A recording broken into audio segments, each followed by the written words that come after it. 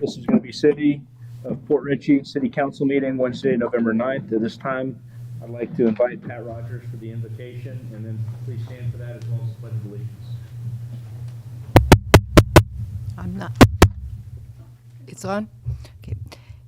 Heavenly Father, we'd like to thank you for this evening that we have to have this council meeting. Would you like you to bless all of our city employees, keep everyone safe and healthy, have our council make wise decisions tonight concerning all the business they have coming before them, and we pray for everyone in the state to be safe with the storm that's coming in. In Jesus' name, amen. Pledge allegiance to the flag of the United States of America and to the republic of which stands one nation, under God, indivisible, with liberty and justice for all.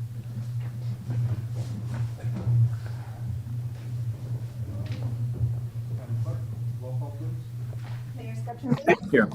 Vice Mayor Tom Kinsella. Here. Councilman Todd McClary. Here. Councilwoman Linda Rodriguez. Here. Councilman Bill Colombo. Here. City Attorney James Matthew. Here. City Manager John Dew. Here. Thank you. Looking for a motion to approve council minutes. Motion to approve. Second. All in favor? Aye. This time, look, we're going to open up commentary from the general public. I'm going to restrict everyone to 3 minutes. We have a long meeting tonight, so I'm going to ask that nobody go over if anyone wants to speak. There is a sign-up sheet. The first person signed up is Pat Rogers. Welcome. Give me just a second. I can't find the email. Is there anybody else signed up? No. By show of hands, would anyone else like to speak? We'll circle back around to you. At this time, we're going to see if there's any comments from boards or committees. Do we have any boards or committees here? Seeing none, we're going to move on to commentary from our city manager, Mr. John Dew. Welcome. Thank you, Mr. Mayor. The rate study, our contractor has, we've had a kickoff meeting with the contractor. They've given us a list of data that they're requesting. Completion dates, estimates obviously, but their estimated completion dates, they anticipate having stormwater rate study completed by February 2023. Water sewer completed by March, and impact fee completed by March of 23. Had an introductory meeting with the Pasco County Utilities Director. He's new with the county, and we'll be looking for opportunities to collaborate with him. Limestone Pier, the contractor has started preparatory data collection. I don't think they're surveying yet, but that's coming soon. Continue to be in communication with the county director of parks. He'll be responsible for the project next door. We're going to try to include him in our design planning so they have the county has some idea of what we plan to do. There's not a lot of opportunity to collaborate with the county because they're 2 years down the road on their project, but at least they'll have some idea of what we're doing. The Cody River Landing properties, I stopped by there this evening on my way into City Hall. One of the buildings is down on the ground. The other one demolition will start soon. They had a little additional abatement that they had to take care of, so they're not quite ready to start demo on that one, but one of the houses is already down and they've started hauling it away. Progress on that.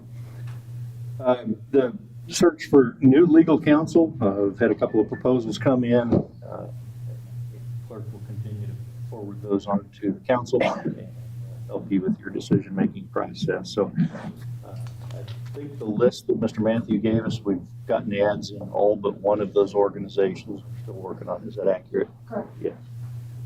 So the word has been put out far and wide.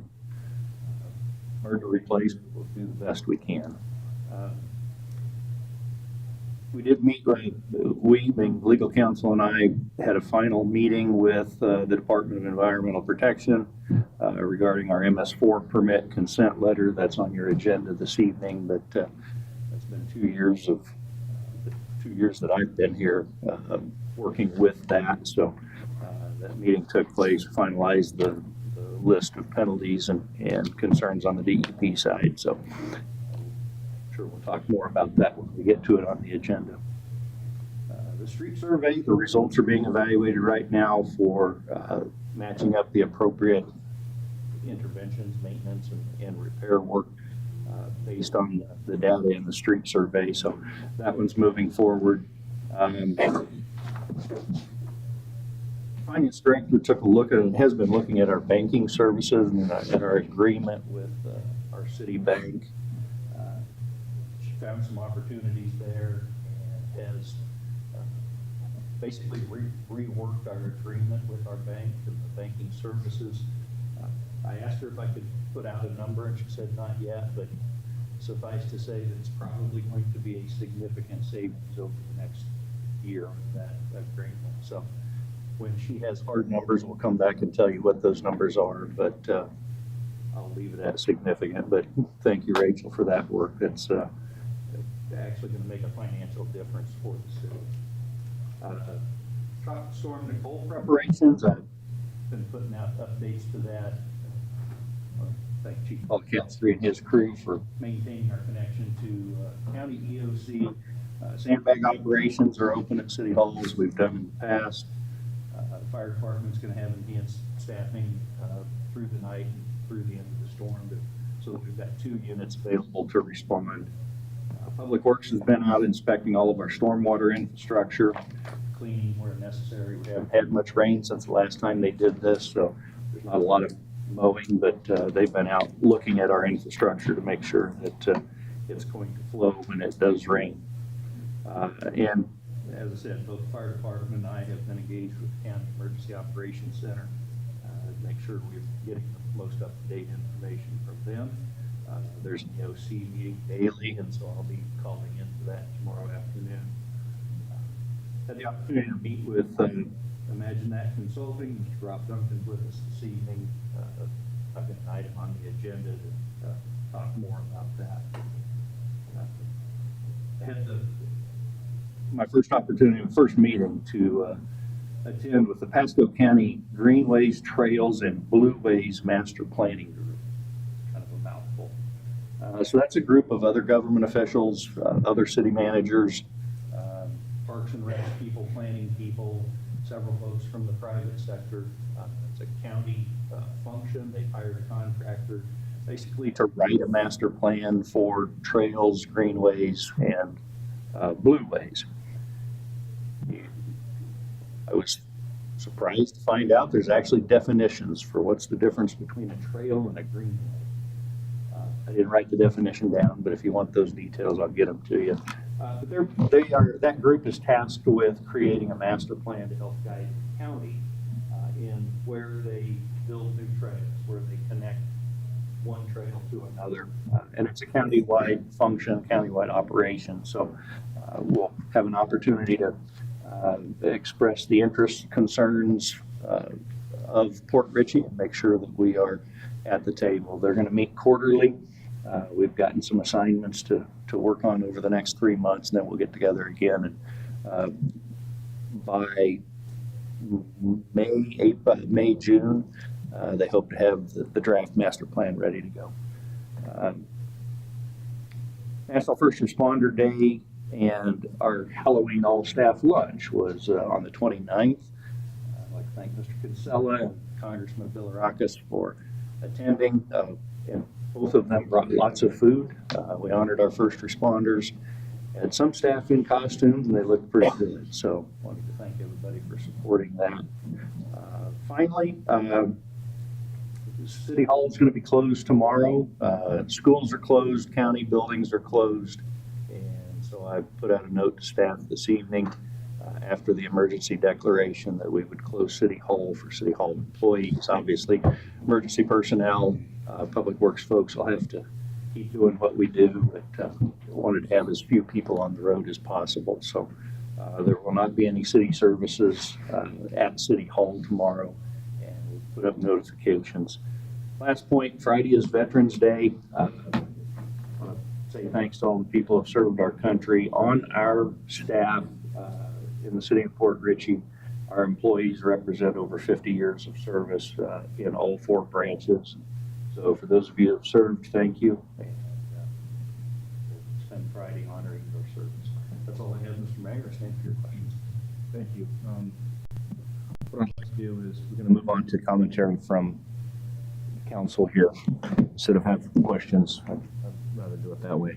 if we can. The first thing I wanted to address is there's an item that didn't make the agenda because it's an emergency item, and that was a motion to ratify the city manager's decision to declare a state of emergency pursuant to the governor's orders, which were issued, I think, a day or two ago, 2 days ago. Yes, sir. In the county today.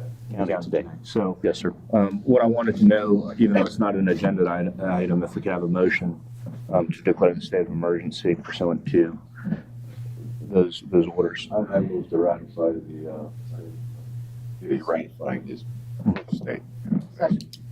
Have a motion and second. All in favor? Aye. Any opposed? Motion passes. The other item that I wanted to ask for a motion is item number 7 is the employment contract with Imagine That Consulting. We actually have someone here from the consulting firm. I'd like a motion to move item 7 up to the top of council business so we can handle that first and get him moving out of here so we don't have to sit through the entire meeting. So I was looking for a motion to move item 7 to the top. Motion to move item 7 to first item of business. Second. All in favor? Aye. Okay, at this point, I'm gonna reserve any commentary for our items. We've got a lot to talk about tonight, but I'm gonna go to our vice mayor, see if he's got anything. And the only thing I want to say is that last Thursday, Ashley and I had the opportunity to attend the Municipal Association of Pasco. It was over in Dade City. Talked about a hell of a dinner. Pecan fried chicken, absolutely delicious, fresh green beans, a potato casserole, and homemade apples. It was absolutely delicious. I forgot where I'm going with this. What they're talking about, I have no idea. I'm sorry, the MAP meeting was okay. Nothing. No, the only thing that they were asking, they had a guest speaker, Valerie Brookins, who is the Long Range Planning Division for the Pasco County Senior Planner. They're asking for input. They would like to have a contact person as they're planning their the 2050 comprehensive plan. So they're looking for a contact person. And the next meeting is going to be February 2nd, hosted by Newport Ritchie. That's all. The only question I had, I know we have you mentioned we have the RFP out for the new legal services. Do we have a time frame on that for response by them, or are they going to continue to kind of?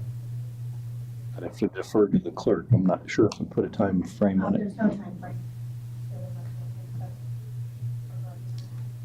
City manager really wants to drag this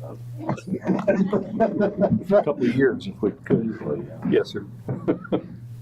Response due by 2028. Yeah. Within the decade. I have nothing further. Thank you. I do. I have a real quick thing. I'd like to ask Mr. Jude if we could put on for the agenda for next time the codes for fence, shed, and outbuildings. On my neighborhood, a extremely large garage, larger than any house in my neighborhood, has been placed for 2 RVs to be under code at this moment. It meets code at this moment, but it's the neighbors are very upset. It looks like a commercial building. So I'd like to look at, I did speak to Veronica. We have I'd like to review the fence, the code, and the outbuilding codes, and then if adjust them if appropriate, or leave them the way they are, but I think we need to look at them. Like, we can have a shed, we could have a 10 by 10 shed, or you could have 2 10 by 10 sheds, but you can't have a 10 by 20 shed. It has to be 2 sheds. Right, that's our zoning rules. Right, so I'm gonna look at those and see if we can adjust those zoning rules, and if not, then that's fine, but I'd like at least the council to look at those and evaluate those. Let's go by consensus. Does everyone want to talk about this? I think it bears talking about. Yeah, I don't know necessarily next meeting, but it certainly does. I think an evaluation of all of our current code may be a good idea, maybe not in whole, or, maybe not limited to those three specific items, but I think, we're getting to the point where some of our codes, development codes overall need some updating. Or We clarification. can pick, a couple Well, each meeting or each month or something, just. We should have done that a while ago, because my tiki hut's 10 by 10, because that was the code. But yeah, I guess we can revisit it. Unless you hook it to your house, then you can make it as big as you want. I don't want to put it on my house, though. All right, so it doesn't have to be the next meeting, but maybe in the next 2 or 3 meetings. Maybe get some suggestions from our professionals in here. Can I inquire, because that's a very broad request.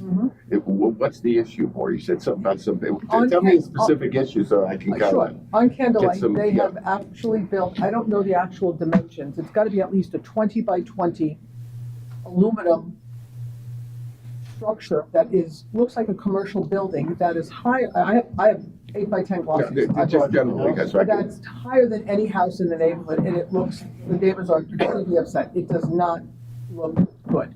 Now, I understand it's not completed because they say they're gonna make the facade look like it looks like a commercial. is it it's a residential zone? Is it an accessory building or it's too big to be an accessory? building? Primary structure. So then it's gonna be They what? haven't yet, but they will be attaching it, I'm told, to their structure. And the issue becomes if you attach it, then it's nothing more than an alteration to the primary structure, right? We used to call that the flying buttress or the flying wing years ago. And that you attach that, yeah, but the real issue there is once you attach it, your primary structure is now footprint is bigger. And then you get into the district regulations of how much square footage you can cover. It's a coverage issue. And that was addressed by the building official as well. There's a coverage of the land. I think in R1, you can only cover 40% of the land. You can't take your house and keep making it bigger and bigger and attaching garages to it. 40% of that lot. Of that lot, correct. If you have adjacent lots, you can. That's right. That'd be different, right? It'd be 40% of that lot. So generally, that's what restricts it when you do this flying bridge thing. But we can talk, is that what you're talking about? Yeah, that's what I was brought it up. talking more generalized. Yeah. No, Yes. that's what you Well, look at. well, I can that's- sense that from the question. There's a million other things you might want to Yes, look at. well, we know that we've had fence issues, especially in Candlelight area. And the shred thing has been brought up to me by numerous people, like, I have a 100 square foot shed. I can put another 100 square foot shed on my property that's a separate, so that's 200 square feet. But I can't put a 10 by 20 No, I shed that's understand. bigger. So I mean, so that's more money for the residents. I mean, there's a whole slew of problems that addresses. There are many codes that have to be addressed. I wanted to start with those because I think those are the most common for the residents. But I think we absolutely have to look at the majority of the codes, or at least the ones that pertain to our city. Yes. The fence is an easy one. The other one is a plethora of codes. We're opening a can of worms if you want to do that. I know. Well, I'm saying can't words. I just want to give you what you want. You know, if they do so he's going to ask me. You're going to see a whole host of codes. It might that be a need can of to worms, but it needs to be addressed because people are not unhappy. We're here for the residents, and I think we deserve the right to look at them and make decisions. If everybody wants to leave it the same, then we leave it the same. But I think we need to look at it. Okay. So by consensus, we'll add that as an item. And that's going to be Is that being what? Accessory structures? current zoning. And the fence, I think she wants to do the fence. The The fence is a relatively simple thing. Yes. Fences and Yes. accessory structures. For the zoning and code requirements.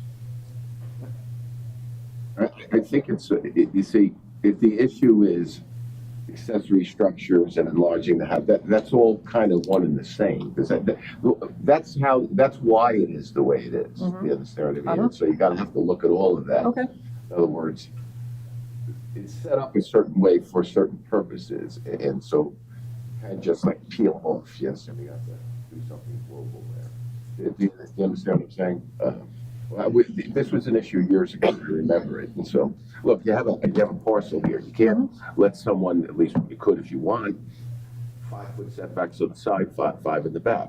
You could, 20 feet from the front, you couldn't build your building on the entire parcel. Right. So now, how much things can you put on the parcel is the question. Right. And the way it's done in the city here, and in most codes, is you say accessory structures are sheds, and they talk about what they are, they'll be a certain size, so someone doesn't put up a one of those metal things that, size your house next Well, door. that's So what they did. I understand that. So now the question is, if you attach it to your home, you're enlarging the structure. Well, then the only thing limiting the size of how large your structure is the footprint you can have on your lot. Okay, I think it's R1's 40%. You understand Yes, what it I mean? is. And that's it. Now you want to make it, you can make it so it really has to be attached. You understand what I mean? That's how you want to look at it, so you can analyze it, right? So you have to get all those things out. It's Yes. not just one little code. Here it is. Correct. You want to change things to. Yes, sir. Okay, I can put that together. Thank you. How much time do you think you need to put that together? I can have the ordinances here. That's easy enough. I'll just look for But them and know you where guys, they are. you and Mr. Can I ask for a favor, though? Yeah. Can I ask what some of the local jurisdictions are doing too, so we can see? Well, that'll take a while. It's not research. In other words, Other places. if Newport Richey and the county are doing things a certain way, I don't know if that really dictates what we have to do, but we should at least be cognizant of what's going on around us too. Whatever you want. In other words, you got to remember the agenda's done about 4 business days from now for me.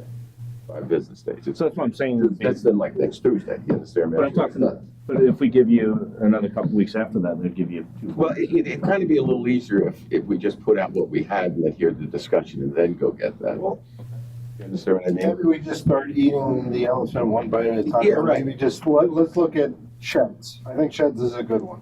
That's a nice, simple one. Okay.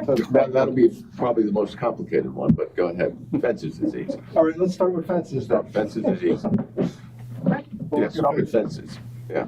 And in the interim, as I see that, I think you'll find most of the codes pretty much like ours. Okay, and then probably honed them in, you want to start checking on the codes, For the lifetime, do fences first. Yeah. Okay. Yeah, generally speaking, I think, Jim, it's fair to say an awful lot of our codes were stolen from the county in the first place, so that's why there's a lot of, Probably updated theirs. We didn't update ours. so- It could always be, but, there's always a reason for something, and the reason that you can do 2 10-foots and not a single 10 by 20, there's rationality. I can't tell you what it is off the top of my head, but it's there, so. That's Well, what I also know other jurisdictions that allow 2 20 by 30s. And it's, Newport Richie allows much larger than that because I have friends that have permitted much larger set sheds. So, I'll do fence first. Fence is easy. Yeah, Yeah, then you that's get a fine. No, I feel was for it. just- When I say yeah. easy, oh, I'm sure it's not easy. I got it. It'd be different opinions, that's for sure, so. Yeah. So is that all you had for? Yeah, that's it. That's all I had. Thank you. That's gonna close out commentary from the board. I wanted to circle back, I know that, it was commentary from the general public, and I passed Pat Rogers, who's on the list. Welcome, 3 minutes from Ms. Rogers, please. Thank you. Pat Rogers. Okay. First, I'd like to thank Port Richey for allowing Somebody Cares to partner with the city, the fire department, and the police department for our annual fall festival at Waterfront Park. We had over 250 volunteer hours, lots of fish, hot dogs, snacks, juice and water, and way too much candy, and supplies, food and candy, and time donated at a value of over $9,500. Thank you for the continued relationship with Port Richey for us. We pray that it was a blessing to the city and all who attended. And then on a second note, Somebody Cares has also been working in the Holiday Park, going in and helping fix up some of those older trailers that have been in code violation, and working with the code enforcement officer.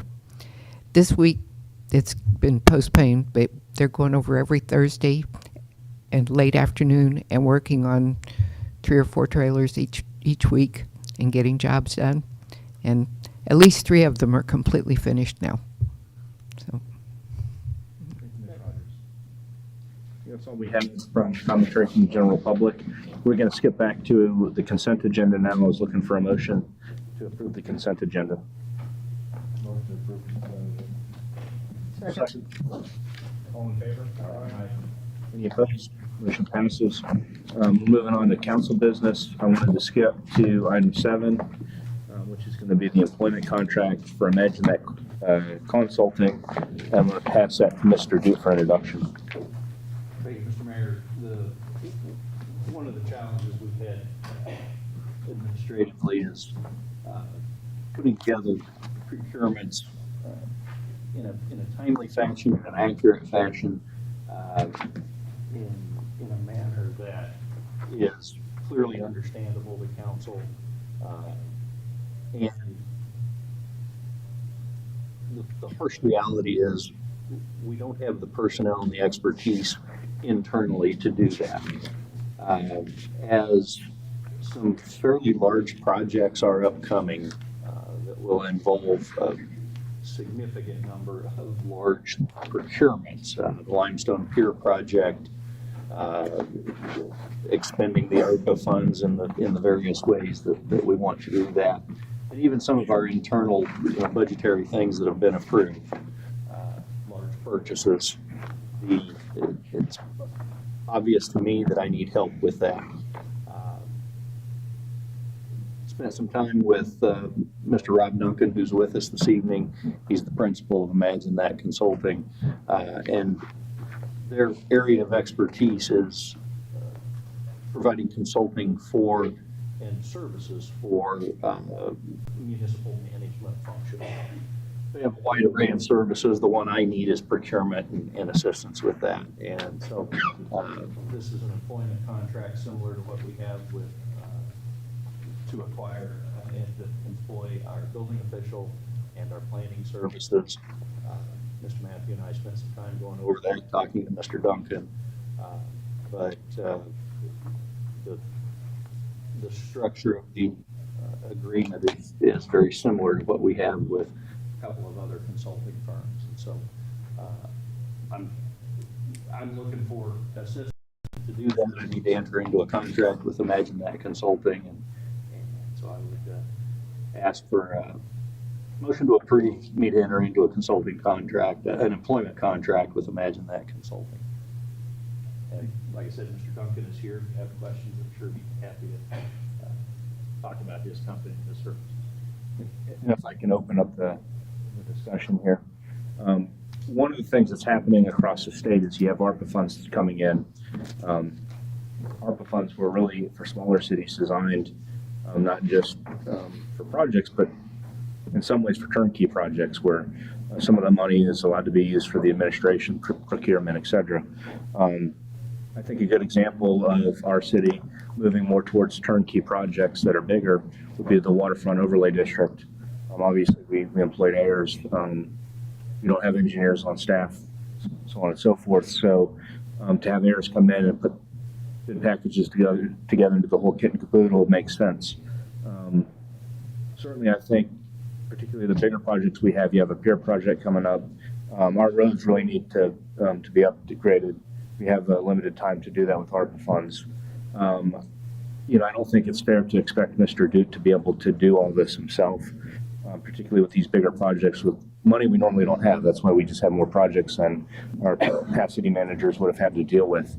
It makes sense to have a that can make these projects turnkey and make sure that they're done right and that the bid process is correct. So I like the idea, particularly with the bigger projects, to have a consulting firm put those together. So that was my take on this. And okay. So I like the idea of having a consulting firm come in to do that, particularly for those two particular projects. You got the pier and the whatever the ARPA funds are going to be spent on. With that, I was going to open up for motion or discussion or questions. Well, I can't help but observe that we've been a city for almost 100 years now, and we've been doing purchasing and procuring in-house for that much time. I'm not sure exactly why all of a sudden now we have to essentially spend a bunch of money to do procurement when those folks in the city who already have been doing procuring should be familiar with procurement processes. And if we need to tighten up procedures and give them something to work by to procure items according to the rules, I'm fine with that.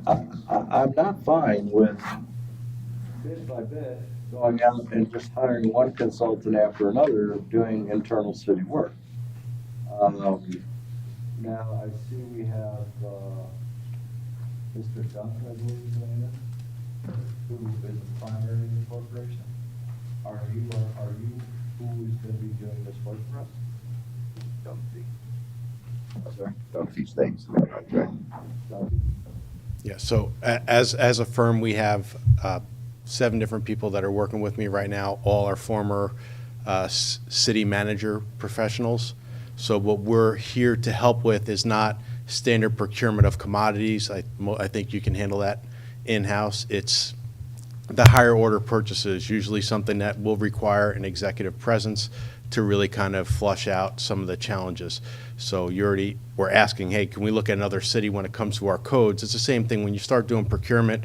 What are the best practices? What are other things that are happening when they only come to Port Richey once every 5 years, once every 10 years? It's hard to have this expertise in-house. So we bring that to the table. We'll bring more than one person to the table.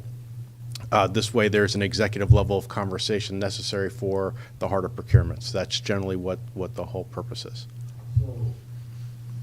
So in contracting with you, we are in fact procuring. How did we come up with, this goes to the city manager, how did we come up with this company? And why did this not go through a bid process? Yeah, can I answer that? Yes. I don't know Mr. Duncan. We spoke on the phone a couple of weeks ago. I prepared a memo on that, a rather extensive memo after a certain amount of research. Municipalities are not bound, in any procurement standards. State agencies are, the county thing, whether they're chartered or not, aren't, but we are bound by our own rules. Okay? So, goods and services. What we've done in the past is building official. We that didn't go out to bid. We got a company, okay, and said we want one of your employees. So what's happening here is you're engaging an employee as an independent contractor. Okay, that's all that's happening here. I don't think that's a good or a service that's intended by our code. We've done that with Tammy Verner as our planning person. She's been on the contract with us. We didn't go out to bid for that. We didn't go out to bid for the building official last 8 or 9 years. Not the fact that we didn't doesn't mean that we shouldn't, but I prepared a long memo looking at it, and I could find no reason why the intent of going out to bid is for goods or services, but these aren't regular services. These are short-term procurement, short-term employees. Like this first contract here is nothing more saying that we're gonna hire Mr.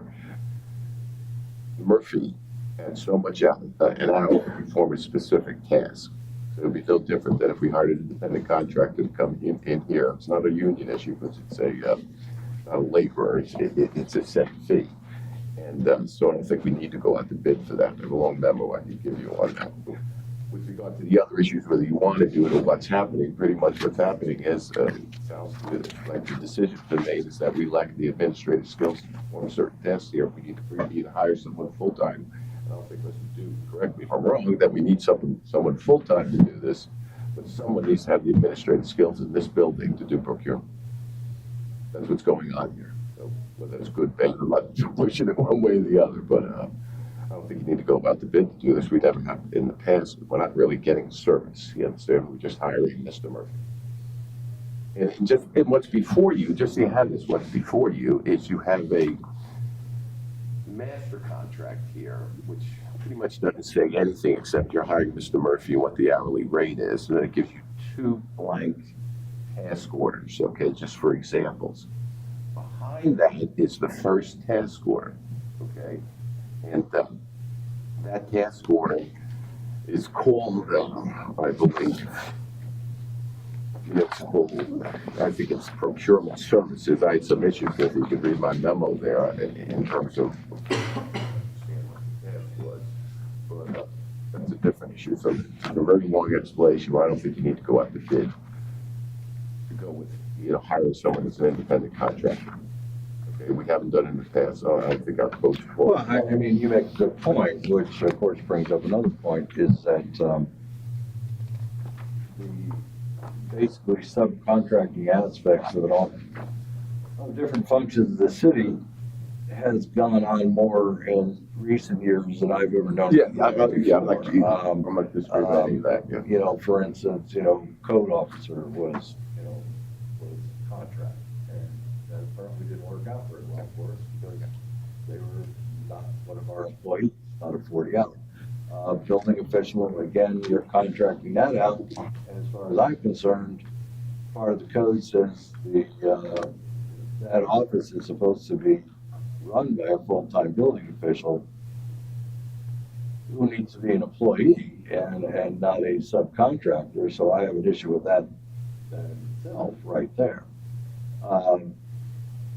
It's just, we're just subcontracting stuff out left and right. It just seems like every time I turn around, we're signing another contract with another subcontractor to do work. And, again, I don't necessarily personally, this is me personally,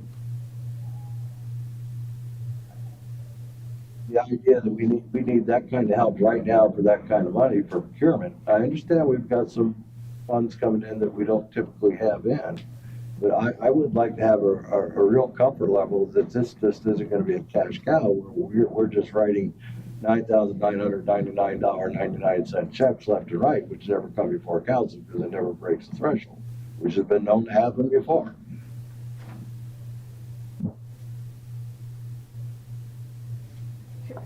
I'm very new to this, so I have a question. Okay. Is that okay? Yeah, of course.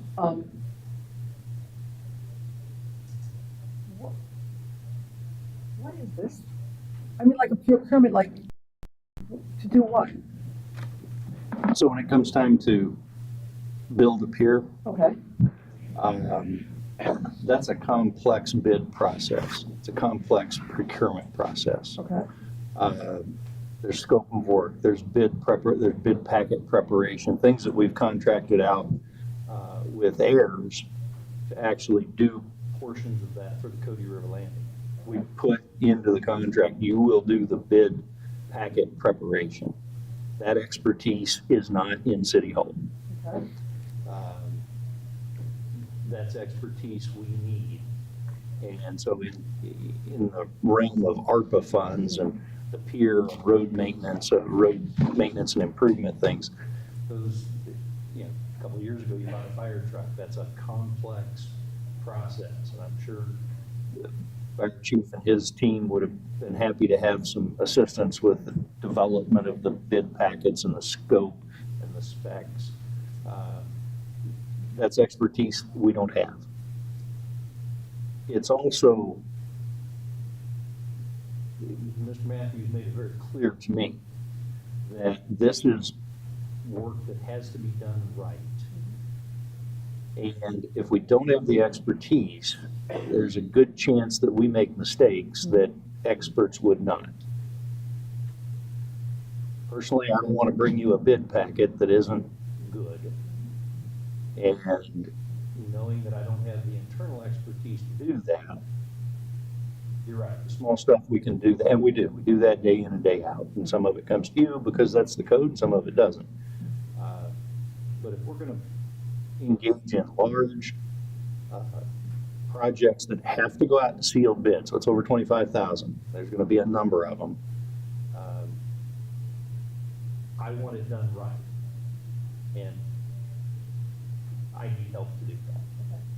So, I'm assuming like limestone pier is considered a task in this language, is that correct? The development of the bid packet, the development of the procurement process would be a task. It would be tasked to Imagine That Consulting. Not, the construction would not, that's a whole different. Right, so Cody River Landing would basically have covered with heirs. So that would not be included in this company. So how many tasks do you, now, I'm not trying to hold you to a number, like how many tasks do you think, I don't know, 6 months, a year, what, you pick the number, do you think we would be using this company for in a given time period, and you pick that time frame? Well, just with the pier, there'll be the development of the bid packet for the construction. Mm-hmm. My assumption is the construction is one phase, not 2 or 3 or 4. Mm-hmm. So I'm going to assume that that's one bid packet. The development of bid packets for street programs, street maintenance programs, depending on how we structure those, depending on what contractors are available to do that, ideally, I'd love for it to be one. I'd love to say, here's $900,000, Smith Asphalt Company, go do it. My guess is it's not going to happen like that. We'll break it up into several pieces. Each of those is a bid packet that has to be developed. It has to be bid. Bids have to be opened. Contractors are going to expect us to follow the rules. They're going to expect to have clear, understandable bid packets put together. So I can see at least a half dozen tasks that have to be accomplished just for those two large projects. Okay. So my question is it beneficial to hire an outside company? But we're going to continue to have tasks every year with different funds, or is it beneficial to hire an expert in-house? Is that more financially stable? And then they're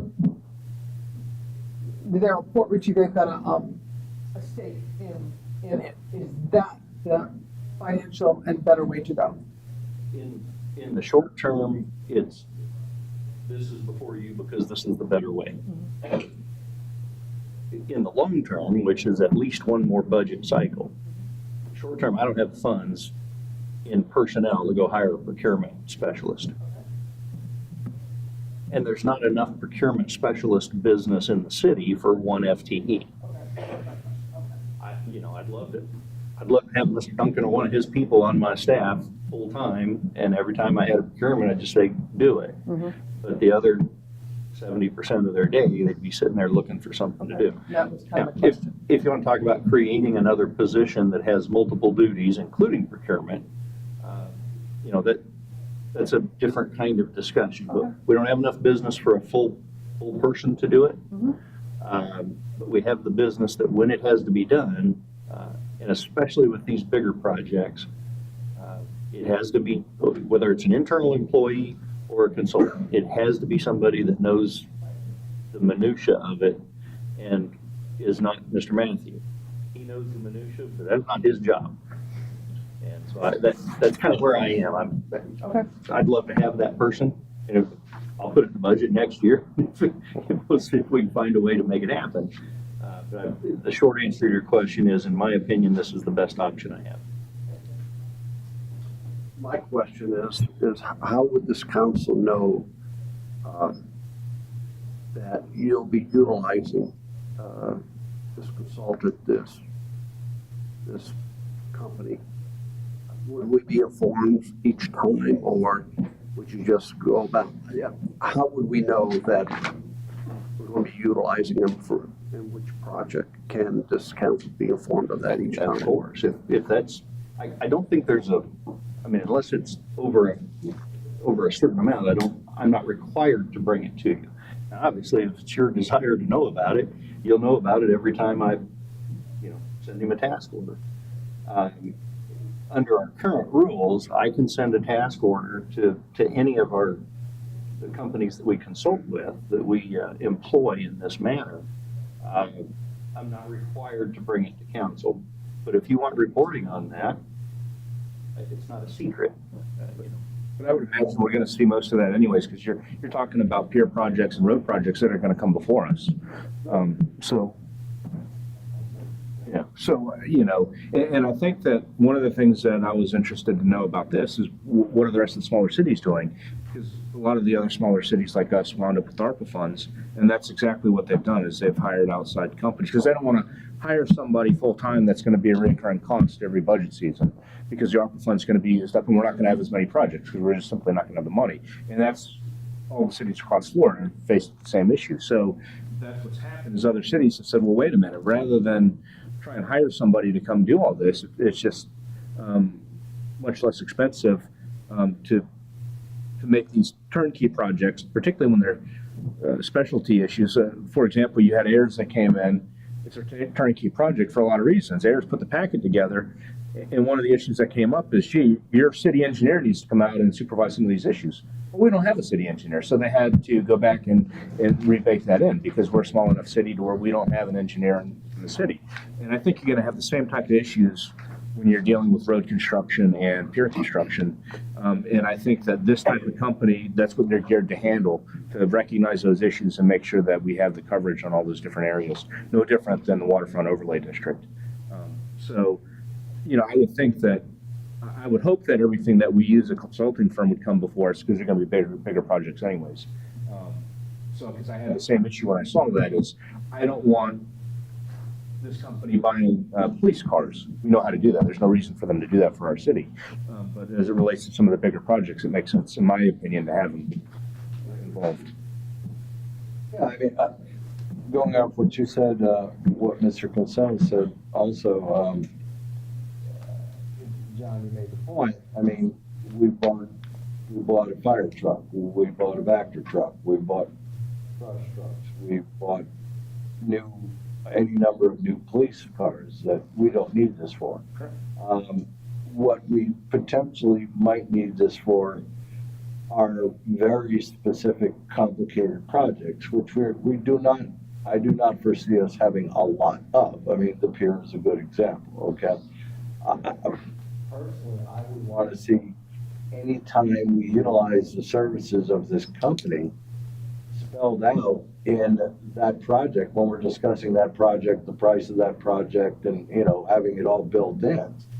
And come before us on council every time. There's not that many projects, from what I'm hearing, that this company is going to be utilized. So we should be aware of when they're involved, what their involvement is, what their projected costs are going to be, along with all the other. I agree. I'm on board with that. So, you know, I think that's one of the things that we have to monitor is how much we're spending on outside sources to make sure we manage our budget correctly. Yeah, absolutely. So- But then again, going back to your point, Todd's point, I don't want this person to be handling procurement that we just may be a little too busy to deal with right now, so it'd be easier to just hand it off to them and let them handle it. Again, the city's been purchasing stuff for a long time. Right. You know, I'm sure, if there's anybody here, Chief, Mr. McCarty, if you're over there, who feels that you're not quite capable of purchasing things, raise your hand. But I don't think I'm gonna see that, because I think you all know exactly what you're doing when it comes down to that. I know you know the time involved, I know you know the rules, so I'm quite confident that, you know, that's not gonna be an issue, that we need that. Not to cut you off, but there's one council person that hasn't had an opportunity to speak, so I wanted to go, Mr. McCleary, if you're okay.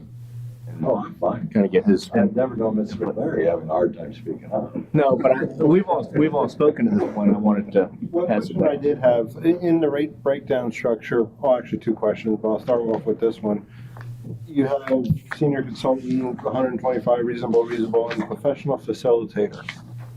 If we were to come to you, do we get the professional facilitator at $250 an hour, or do we get the senior consultant at $125? So what you have there is based off of another municipality had a couple of different needs, and all those rates were their needs. Instead of recreating for you, I just wanted to use a work product. Usually it helps with the attorney. It's a work product from Kansas City is exactly what you have there. So you're not required to use any of those items, but these are various things that we offer to that community. So right now, you're not asking for a professional facilitator. You're not asking for a lot of the other things there. But it was on our rate sheet, so I just included, if it's something that all of a sudden council said, hey, wait a minute, you know, we have a couple professional facilitators on staff. If you had a professional facilitation need, under our general agreement for services, you could say, hey, could we also get that? But it's not something that is being requested this time. It's just something available if the need came along. Okay. That was kind of my original comment. This is a master agreement, okay? Which, okay, so that's Mr. Duncan, which is a lot of nothing. Okay, it's an independent contractor relationship. In here, it tells you it's $125 an hour. This is the task order, which is also before you, the first task order. And I'll just say this, since it's in my memo. I think this isn't ready to be signed. I don't know. This is what you're voting on. It's called executive support for procurement. Yes, it's called revenue analysis and professional services solution identification. I put that in my memo, that's before you. I'm not sure I get that through my head, what all that means. Then you want to look at 2A3, answer your point, what you're bringing up, what's actually being done.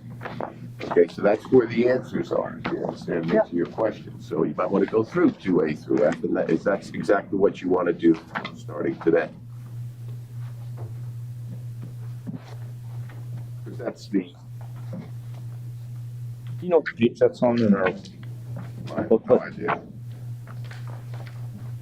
because we're on item 7 actually, even though it's about 86, 87, 88. 87, 88.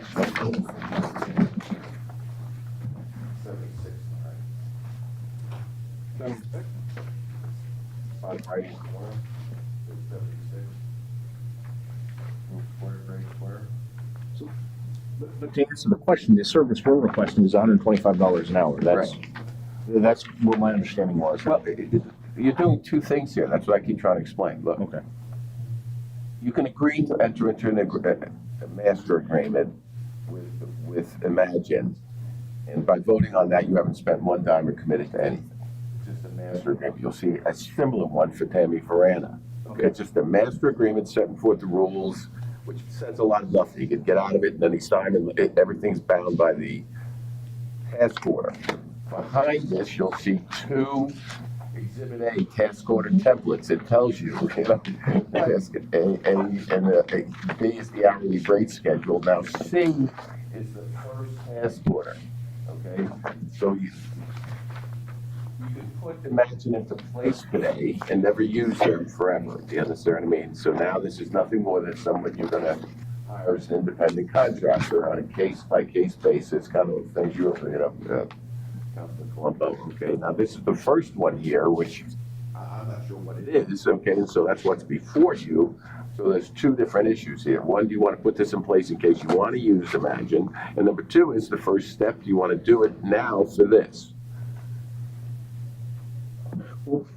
Build comprehensive list of current contacts, identify multiple options. I mean, that's what it says. But I like the way that it's set up with Tammy Veranda, where you just have a master plan, like you say, with them, and then if there's a need. No, it's the exact same way. We have a master plan with Tammy Verana, and then there's a task order, and the task order is planning services. And it was signed in 2012, 10 years ago, and now the same thing's on your agenda. To reapprove an updated master plan and an executive, yeah. So in other words, this is what you're really So the designing. executive C being the task order, That's it. includes a boatload of stuff. I understand that. I'm trying to get you to talk about it. Yeah. That's what's before In other words, you. we're all good with the master agreement. That's right. Are we good with Exhibit C? And I gotta say no. Because that's what you're talking about, is the sphere, you know, I mean, unless, To me, it makes more sense that the task order gets oriented on each individual project as part of the presentation. Well, that's what I'm going with you. Yeah, so we'll agree to the master Right. agreement. We can engage in it. Now, for now, use Limestone Pier. Limestone Pier project then comes in, and as part of the project, Mr. Duke prepares the thing, all right, well, here's the scope of services that we would be using them for. Here's the approximate cost, that's part of their hourly service. And then council, do you approve this entire project utilizing their services? Let's strip out this part and say, okay, and here's the hourly rates that we're going by, it coincides with our master agreement. Here's our individual tests that we will be using them for on this project. Here's our approximate cost. And council, do you approve this project overall, or him being part of this project? Well, that's the direction I wanted to go, as you've spelled it out. But the question that I had for Mr. Dude is, if we do it in that manner, does that meet your needs? I believe so. Okay. It may be a matter of trying it, seeing how it goes. But, Yeah. I mean, look, I agree wholeheartedly that, especially with the ARPA funds, he needs assistance, because there's tracking, there's professional. As we'll look later on, there's significant fines that can be implied if we don't do things correctly. And I would prefer to keep the city out of that overall. In terms of hiring consultants, not to toot my own horn, I'm in the consultant business. Entities a hell of a lot bigger than Port Richey hire guys like me all the time to do things for them. One, they want to avert risk, And two, I know more about some things than they might, no matter who they have on their staff. They hire consultants. It's the way of the world. So my question to Jim is, if we can simply agree to approve the agreement for proposal municipal management and executive services. Not just, you could, that's right. The more important question is, do you want to enter into task order and the first task order? That's something different. Right, you're gonna have, yeah, the same question's gonna come up on Tammy Ferrani's kind of contract. We had one of those in 2012. 10 years later, obviously, she wants a raise, right? And we'll hire her. She's our planner. We use her for planning services. You'll see that there. Yeah, so the second question is what tasks do you want them to do? Mr. Colombo, do you understand what I mean? That's up to this council. I don't want to weigh in on that. We can motion for approving the master service agreement Yes. Mhm. without the task agreement. That's absolutely correct. So I motion to approve the master service agreement without the task agreement. Before we go any further, this is kind of a bigger item. Any commentary from the general public by show of hands? Seeing no hands. Any further discussion before we put it to a vote? Okay, we'll vote on that then. Jim just covering the bases. Yeah, except in my memo, as you see that I requested that the addresses be put in for notices to the city. Otherwise, that was it. It says to the city, it needs a place for our notices, but yes, I know, that's just fine, somewhat inconsequential, to be perfectly honest, from a legal standpoint. That's fine, yeah. Okay, all in favor? Including that in a motion. Yeah, I amend my motion to include the proper The proper notifications. notices and everything, it's right, it's in my memo, yes, and so you could, they'll do that and you can sign it afterwards, yes, so you haven't really done anything. Okay. So we have an amended motion and an amended second. Yes. All in favor? Aye. Any opposed? Motion passes. Thank you for being here with us tonight. And Was this billable time? That's marketing. Because you're not gonna do it. No, so if I may, thank you for putting some faith in us, and right now what we don't have is the ability to do actually any work. So right back to what the attorney said. Right, so now it's, yeah,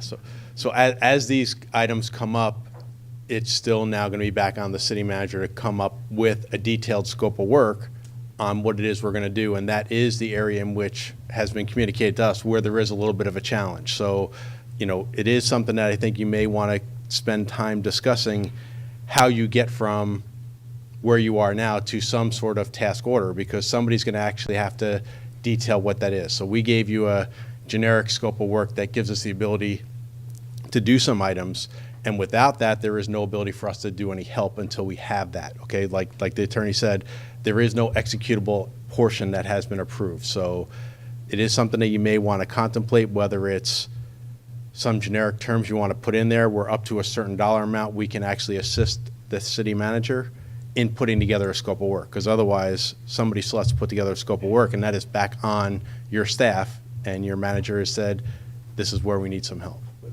he can also just bring it back to us and say that we want that to do the task order and the scope of services, and you allow me whatever you're going to charge, you tell them, and we'd be able to vote on it, correct? To a degree, though, I disagree in that you do have an overall scope of the project. So he knows limestone pier is coming in. He can say, go to you, he goes, I know we're doing a pier. I know it's going to be approximately $1 million worth of work. What are your scope of services to get to that? What is your time commitment to get to that point?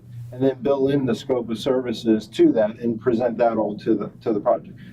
Council, I know I have $1 million project. We want to go through here. This is your cost to it. And then you wrap around back to the task as well. So you can build in the cost to that into the individual project. That way we can identify it and then authorize you to proceed.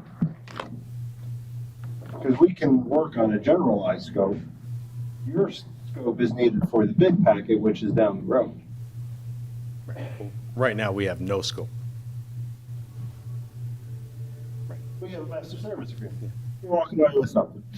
Oh, no, Absolutely, yeah. No, I'm thankful for it. So, just as the attorney said, the master agreement is just, you have the ability to hire us with a task order, but there is no task order, so there is no work at this point in time. That's which is We fine. can start with a generalized task order, create a task order with an estimated amount of. Right, yes, we're on the same, right, we're on the same page. That's what I was saying. There is nothing there, and the manager would actually have to do that. That's all I was getting at. I wanted to make sure everyone was clear. I know you understand, wanted to make sure it was transparent for everybody.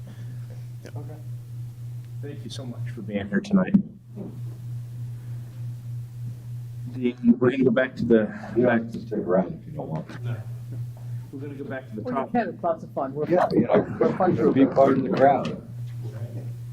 The next item on council business is the investment performance as of September 30th. This is a non-action item, I believe, and I'm going to pass that to Mr. Duke for introduction. Thank you, Mr. Mayor. This is an information only. We're required to provide this to you so that you know how your investments are performing. The performance information is on page 12 in your packet. No action needed. It's been presented. Obviously, if you have questions for either me or Ms. Lose Cozzens. money, you dumb good. Yeah, there are pluses. There's all pluses. Rates are going up. So with that, any questions, Vice Mayor? None. Mr. Clary? Pluses?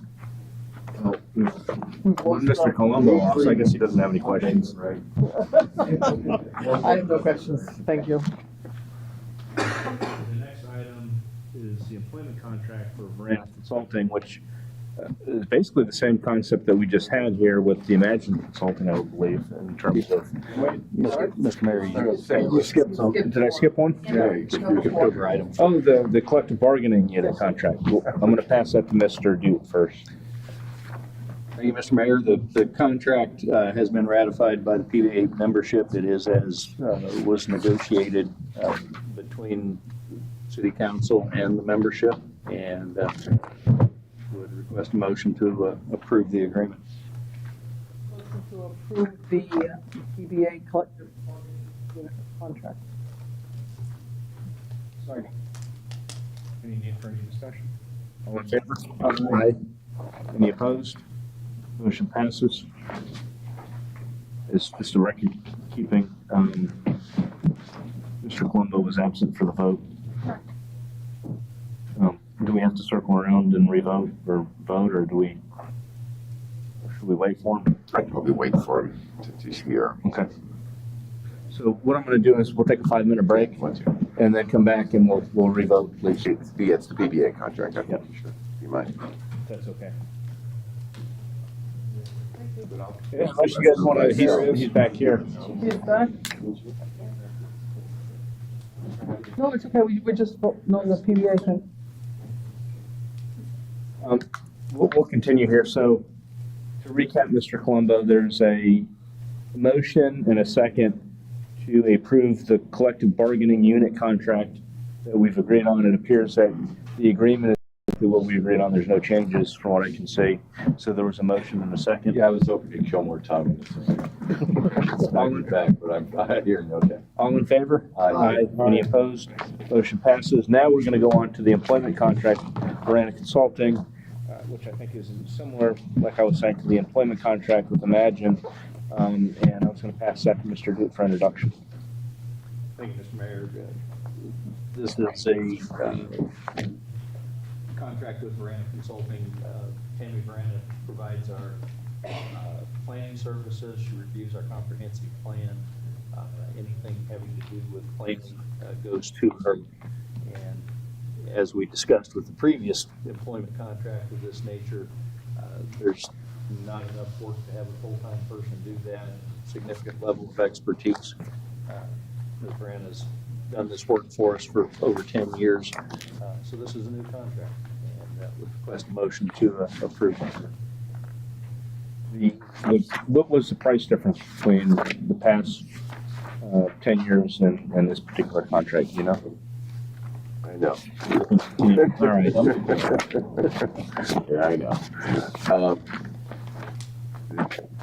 Just for the record, the March 5th, 2012 agreement was up $95 an hour. It's the exact same contract you. The new contract, I believe the amount, 125. 125, thank you. The attached to the contract, just like with the manager, you'll see first two task orders are just examples, okay? Just like it was 10 years ago. One's a time and materials example, one's a lump sum work. And behind that is the time and materials task order number 1. My only comments were that the services have changed slightly. Didn't bother me. I don't think they, you're fine with it, Mr. Duke's fine with it, but that's the only difference in the task order. So the last one to this one, I'll read them to you if you want. Can we know what the changes are? Sure. The old one read comprehensive planning. This comprehensive plan, changing that, you need an expert to do it. I couldn't do it if I wanted to. You need the FLUME, that's the future land use map and zoning amendments. I'm not exactly sure what our future land use map, but that's something that you might want to inquire about. Special area neighborhood planning, land development regulations, grants writing, agency consultant coordination, public outreach and involvement, subcategories outreach strategy, meeting, event planning and logistics, presentations and information materials, public feedback and summary reports.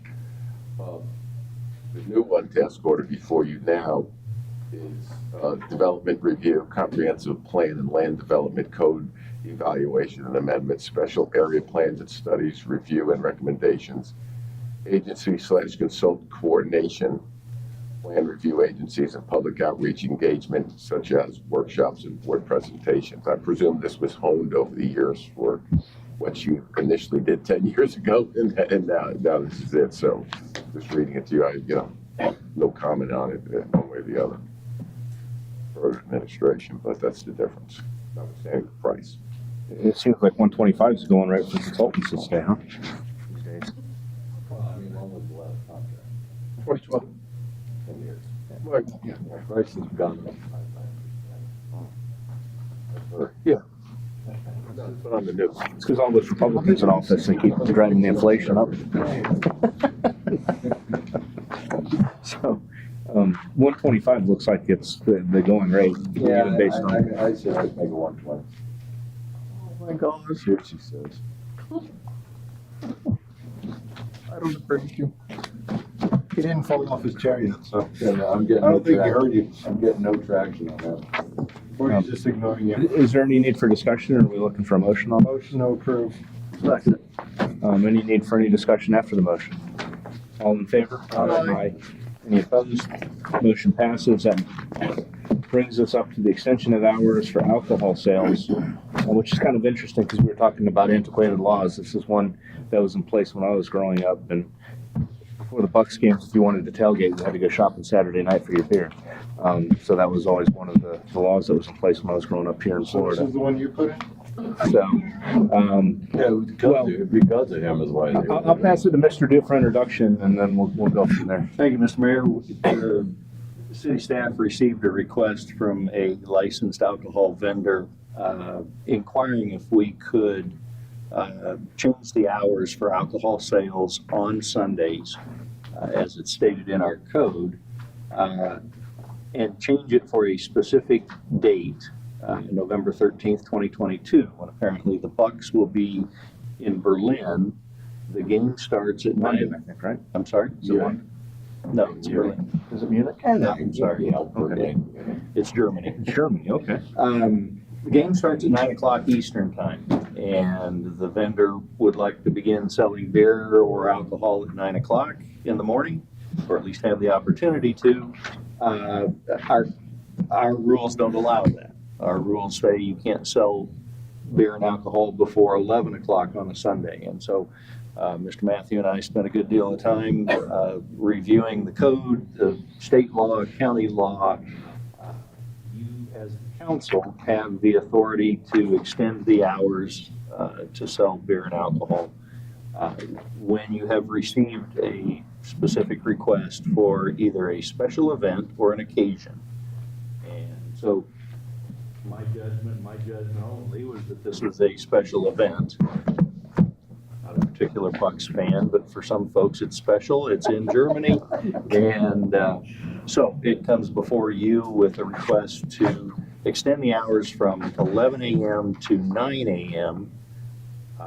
And the way it's written, this is not just for one vendor. It would be citywide. So anybody selling beer and alcohol on that date for that occasion would be allowed to start selling alcohol at 9 o'clock in the morning. Yeah, and, you know, it's a blue law. It's an old blue law. The county and Newport Ritchie recently changed that and did away with it. That's right. Yeah, just, You know, I mean, I mean, I have no problem with us doing this right now because it needs to be done right now, but I think we should address the. yeah, I was going there too. That's what I was gonna go with. Just to be more specific, if a so you know what the rule is in the city. Right, If a vendor wants to sell alcohol early on a Sunday before 11 o'clock, they may be having a special event. Special events are something they want, okay? So if they were having a big party or this, that, and the other thing, they could approach you. You'd have to approve for the Sunday early sales. A special occasion is something you decide. You'd have to approve it either way, but a special occasion is something like the Bucks are playing in And so it'd be in citywide. Munich. So we want it to be citywide. No, the Because I don't want just one vendor to be able to do it. I want everybody. that's correct. Right. That's right. To come out as an occasion. So they're two different things. And yes, Mr. Colombo is correct in that.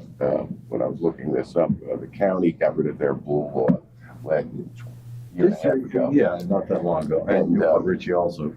Port Ritchie has the remnant of a blue law only on the Sunday sales that start at 11. If you changed it, you could make it the same as every other day of the week, which I believe is 7 in the morning, right? Right, and the logical reason for it, again, is specific to us as it is to, say, Newport and the county.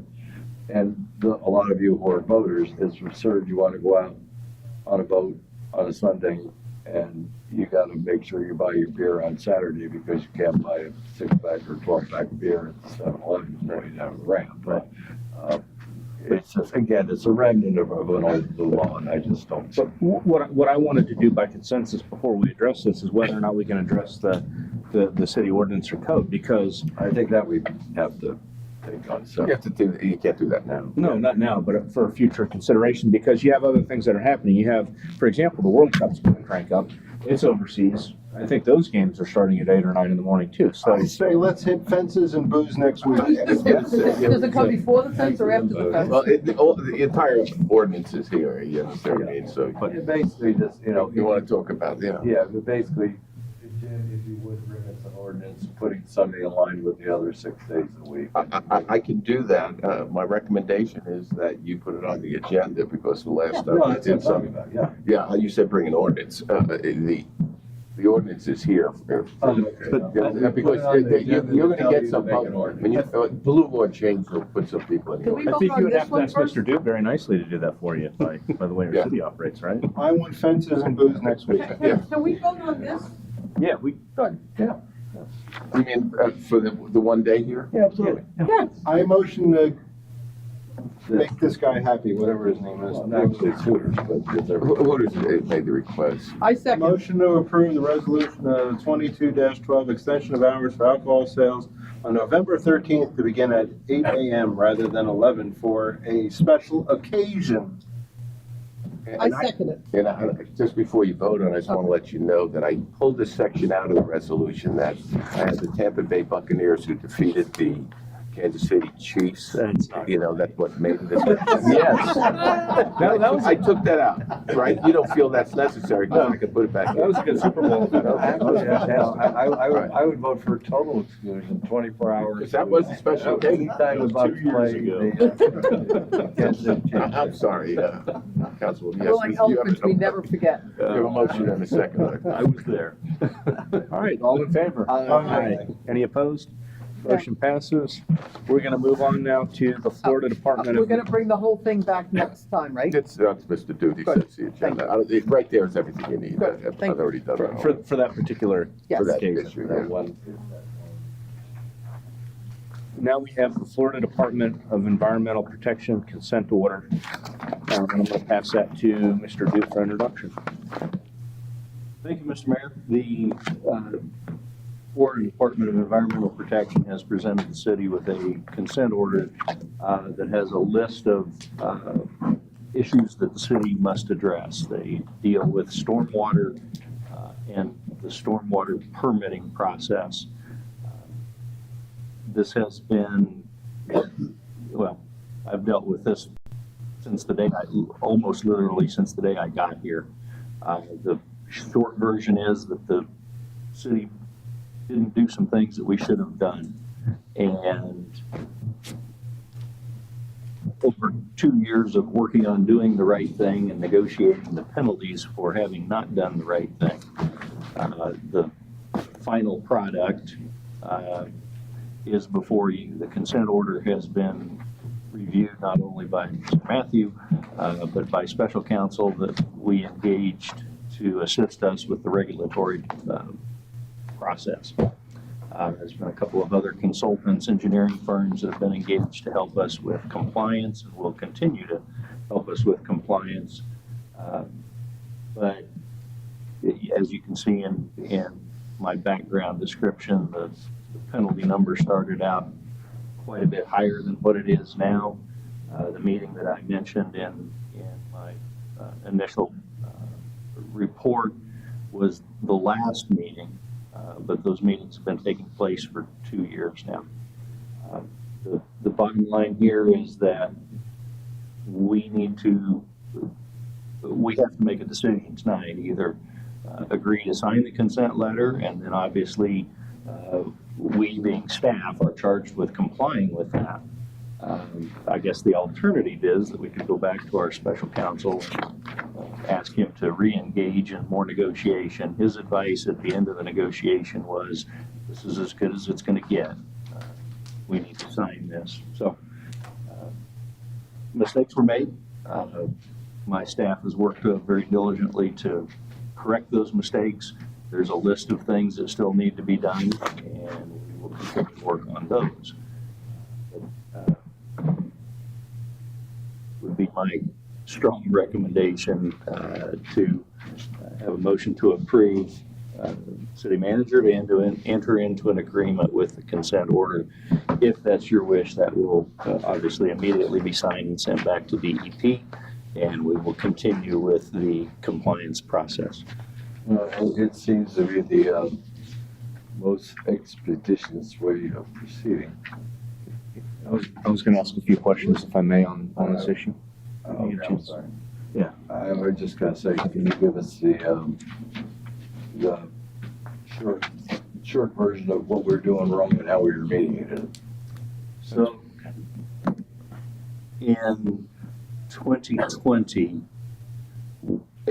the city is required to submit an MS4 permit application annually. In 18 and 19, those applications were submitted. In 20, the application was not submitted in a timely manner. The city received notice over the next 8 months, 7 months, that we were not in compliance with our permitting process. When I got here in 21, January of 21, I think it was my 3rd or 4th day here, I got another letter from DEP. And so I called DEP. That subsequent to that, there was a long list there was an audit of those 3 years of our MS4 permitting, and that audit resulted in a long list of here's all the things you have not done. SOPs, performances, documentation, reporting, and primarily paperwork kinds of things. Talking to my staff. That's what I was driving at. This is paper. This is a record keeping. A lot of it is. Yes, a lot of it is, not entirely, but after my staff and I got together, it sounded like more or less we were doing the work. We were going out and mowing swales. We were going out and cleaning swales. We were cleaning the infrastructure, the grates and the grills. But we didn't have SOPs in place to say to the state, we do it. And we didn't have a reporting system to say, not only did we do it, but we wrote it down and we signed it, and we dated it. And at the end of the year, those reports were included in our MS4 permit. We didn't do that. And that, you ask what we're doing to comply. We have submitted to DEP volumes of SOPs that we have either created ourselves, borrowed from other municipalities, and adopted to our own circumstances. In some cases, we've had consultants, U.S. Water and others help us develop SOPs. So there has been. Can I touch on that issue? Yes, sir. Back in 2020, it's my understanding, looking at this, we had nobody, like a consulting firm, coming in to help the city during that fiscal year when we had all these issues. When this happened, the next year that you came in, it was less than what I had, so it didn't come to council, but you hired a company that was already on our approved list, right? Yeah, U.S. Water has, years ago, U.S. Water was your consultant, and they did the permitting process. And for whatever reason, that relationship was dropped, and I restarted it. And U.S. Water helped us, in fact, wrote our application that was submitted this past April, submitted 2 weeks early. So we've gotten no feedback, positive or negative, and I'll keep U.S. Water on the hook for that work going forward. So 2021, no issues. Right. 2022 is going to be due again in 6 months, maybe? We're working on it right now. It's So- due in April of '23. And that'll be U.S. Water again? Absolutely. Okay. Yeah, bottom line is we're paying them $2 now to clean up the mess that was made by people that are no longer here. But the biggest issue that I wanted to spell out, because, I've read in the paper, the county had spilled, I think it was 80 tons, gallons, whatever, of sewage into the Gulf. And I noted that the fine on that was like 10 grand, where they actually had done something that harmed the environment. Here, I don't see where we did anything harmful to the environment other than just documentation issues.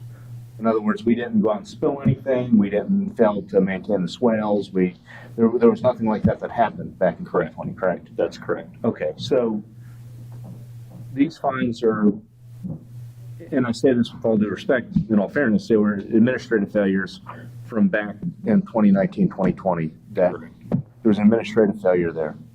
And really for a small city, that failure in your mind was not outsourcing somebody to come in and put these things together for you. Is that a fair statement? Yeah. Okay. So I was trying to figure out to make sure that we're not being fined for dumping sewage into the, No. Gulf or, some other administrative. That's where I was going, and apparently this is a situation that has, like, unresolved code violations kind of pile on top of themselves as long as they go on, as opposed to a single event. And agreed, yeah, the county, Newport Ritchie, same thing, over dumping the sewage and tons of stuff goes out to Gulf of Mexico and it gets knocked down to that next mountain. This is just a bunch of paperwork violations. But I guess the thing that caught me off guard looking at this is I've seen the violations where people actually have a negative impact on the environment because of spillage or whatever, and their fines are always less than this. So that's what I guess alarmed me the most about this is that their fines are normally $10,000 when they spill a bunch of sewage. I think the bigger problem came when you spill a bunch of sewage and you go to the DEP and say, spill a bunch of sewage, I'm sorry, here's our problem, here's our fix. And here's the cleanup effort. And here's the cleanup effort. We did a boo-boo and the DEP said, hey, and we said, and that's. Well, we didn't even do that. We did nothing, right? We did nothing. Right. Okay. Well, by doing nothing, you essentially did. Right, from their standpoint, yeah, that's what I'm saying, this is a cumulative event. So, It's kind of like the fine for not mowing your lawn. I will And then commend not all paying the the people who fine did for work on 100 it years. because we went from $140,000 to $40,000. Yep. And hats off to Mr. Dude, Mr. Matthew, and anyone else involved in getting this down because sometimes the DEP does not Negotiate. negotiate because they don't have to negotiate. Exactly. So at this point, this is a travesty of management and administration of people no longer here. And my guess is if they were here in front of me right now, they would no longer be here. And we should just pay this and move on.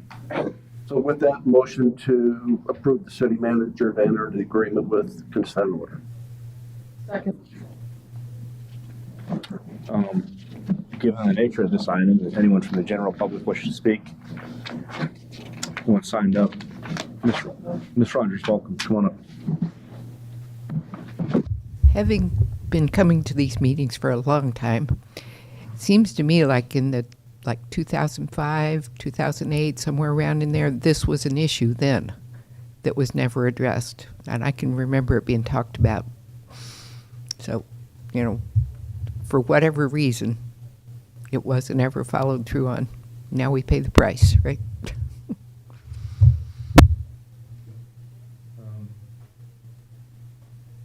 Commentary, I guess, before I put it to a vote. Just given what I do for a living, I think it would cost more money to litigate this than just to pay it. I mean, that was one of the things that I looked at. You litigate it, and then they go back, oh, refund 140,000. Correct. Well,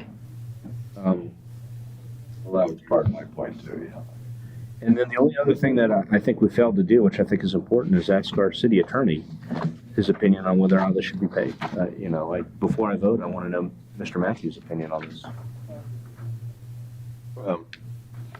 It's my highest recommendation to pay it.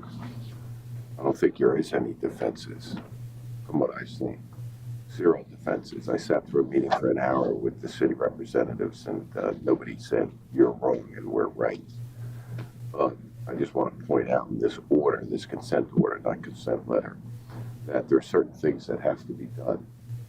They're a little ticked off, and I strongly recommend that these things be done. I'm taking trouble to get these down. This was supposed to come out in December of last year, and working it down from there. But you really want to get these things done. They're in the paragraphs here within those time frames. But no, what would happen is if you don't agree to this, after speaking with a gentleman who's probably the number one guy in the state, lawyer, a few $1,000, gave us a period before them when we met with them a couple of weeks ago. And a couple of times we met, that even if you don't agree to this, and we don't have any time, we can't go back and renegotiate it. We have to agree to this within the next 2 days, and they're pretty firm about that because they've had it with us. Had it. They would file a petition in the administrative court in Tallahassee. We could object to jurisdiction. We'd have no grounds. They then would file for $140,000 in fees.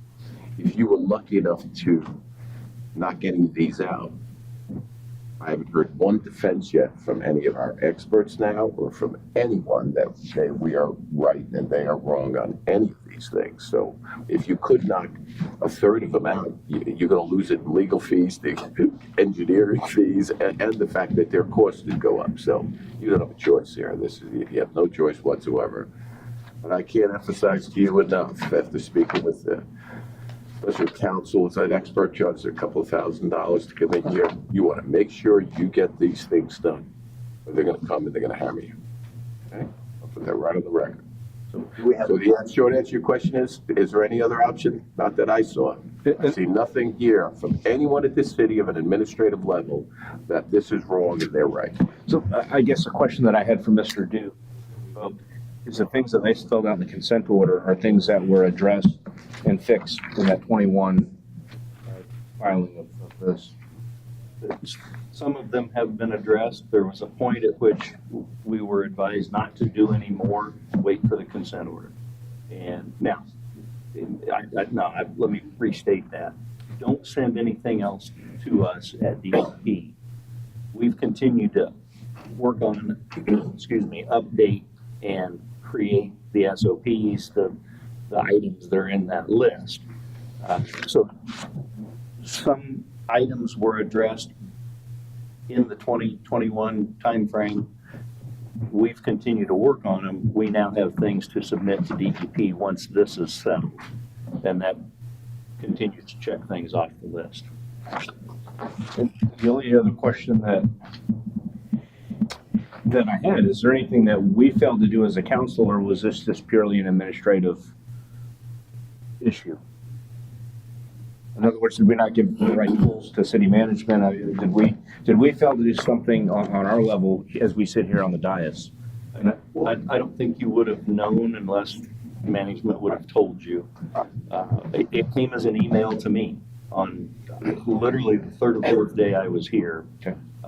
From the person we've spent the last 2 years working with, and within 30 minutes, I was calling her to say, I'm the new guy, but what's up? And she wasn't happy that day. Well, I will say one thing. Apparently, this has been going on for years. I was on this council for a portion of that. I think you were as well. I never heard anything about a DEP sending us warnings or anything of that nature. So I will give you direction. If you receive any warnings from any agency and fail to give them to council, that will be grounds for termination. Understood. And the reason I'm getting at that is because, and I'll get into this some during the evaluation, and that's why I wanted the evaluation, which is going to be one of the next items coming up, is I want to make sure that we're giving you, the city manager, the tools to operate the city adequately. So if there's something that we haven't done that's creating these types of issues, that, gee, we need to outsource it, we need extra money for an expert for whatever reason, whether it's DEP or some organization, we need to know so we can help you, we can aid you in resolving some of these issues. And I think the rest of the council will probably agree or feels the same way, that we want to make sure that we're addressing it on our level to make sure that you have everything you need. Understood. We are a team here overall, so and that's what it is. But hiding stuff from council is not acceptable. Not that this was long before you, but that is unacceptable. There was a period of time where hiding from council was standard operating procedure. And to me, that is grounds for termination. Yeah. Okay, so you guys ready for a vote, or do you guys want to discuss further? Oh, I'm ready for a vote. Right. Sounds like we should have voted like. And then All in favor? Aye. Any opposed? Motion passes. Bring us on to the next item, which is going to be the 22 PLN 89 City of Port Richey Resiliently Plan Grant Civil Engineering Consultant recommendation, which was a carryover, I believe, from last 2 weeks ago, 2 weeks and a day ago. And I wanted to pass that to Mr. Duke for introduction. Thank you, Mr. Mayor. Yes, this was on your agenda 2 weeks ago. Council requested the actual responses from the two bidders. Those are in your packet. Would request a motion to approve retaining the services of House Associates.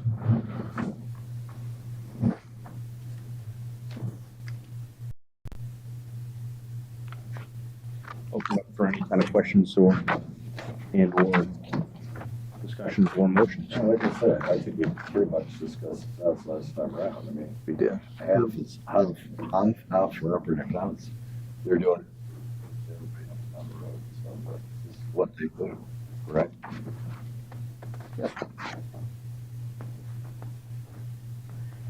This is another turnkey project that we don't have to really do anything within city staff. There's not a major burden within the city. Not a major burden. We will provide them information, documents. There'll be some effort on our side, but the work of creating the plan is House job. That's part of the task order. Yes, sir. Is there a motion for this or just a yay, go for it? Well, we have to authorize the city manager to retain their services officially. You're expending $75,000. You'll need a full motion here. And Usually says motion to go and gives me direction. I have the direction. the question, this is money that, are we paying in as reimbursable, or is this money that we have up front? Let me ask Pam. This reimbursement. Reimbursable grant is deadline. Reimbursable grant, is this a budgeted item or non-budgeted item? Reimbursable grant. Right, but we may not be reimbursed in this budget cycle. Oh, you mean in terms of $75,000? So I presume that's just coming out of reserves then? Yeah. Okay. That's the question I had. Cash flow question. Motion to authorize the city manager to return the services of Health Associates to perform the tasks associated with the requirements of Florida DEP City of Port Richey Resiliency Plan. Second. All in favor? Aye. Any opposed? Motion passes. I know you guys don't want me to do this, but can we revisit procedurally the other item that we just voted on? Yeah, I just had one question, and it was a fiscal question. It looks like that there was a consent order. The bottom line is we're gonna have to pay money. What pot of money is that coming from? That 41,000? It'll come out of the utility fund. Correct me if I'm wrong, Rich.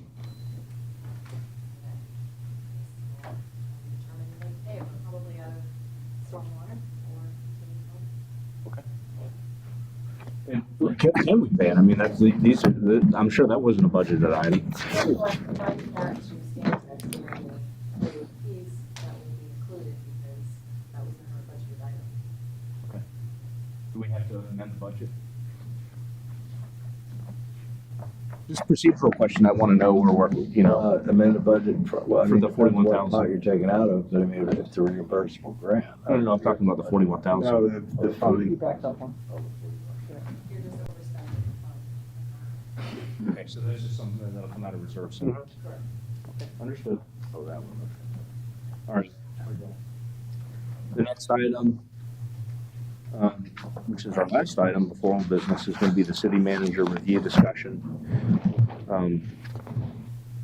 And this is one that we're not going to pass to Mr. Duke for an introduction. We're all done, let's go home.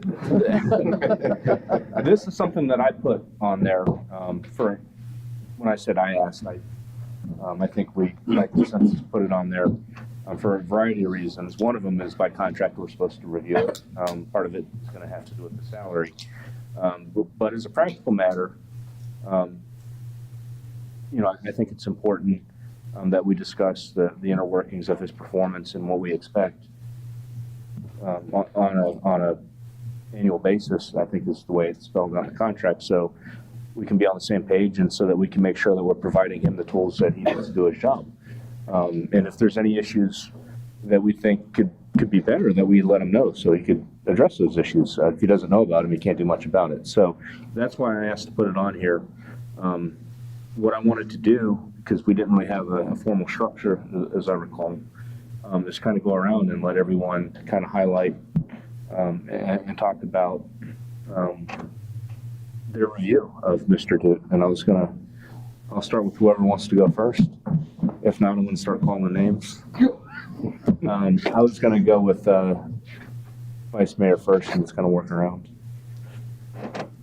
I have to commend Mr. Duke for, first of all, I don't think when he came on board, he really knew what he was getting into. At the same time, as a council member, I didn't know what we had here. And as things went along, it was embarrassing. Shortly after we took office, the next thing, there's As we took office, after. after, yeah, they, you know, there was an effort to abolish this city. Mr. Duke came into a hornet's nest. Internally, I had heard this house was divided, and over the past few years, a lot of changes. We gave him what we had, and he was able to do the work, give us better direction to where we're at today with what we gave him to work with. Again, my hat goes off to him for what he has done. And I like to say we're better off today than we were years ago. And I like the direction we're going. And my only little negative part is communication. Keeping our citizens informed. I think there's improvement. What that is, I don't know. We hired you to do that, Mr. Duke. So going forward, better communication, for our citizens, and how to get that across. Another task, but and I thank you for what you have done. Thank you, Mr. McLaren. I echo a lot of what Tom has said thus far. I think the agenda item 2 before with the issue with the DEP was just probably one, unfortunately, small issue that Mr. Duke ran into when he assumed the position. I'm sure once he got on, he was saying, "What the heck did I do? I was happy in Kansas, and here I am fighting with the DEP on day 4." But I think that is a statement to his professionalism that he has brought to this office overall.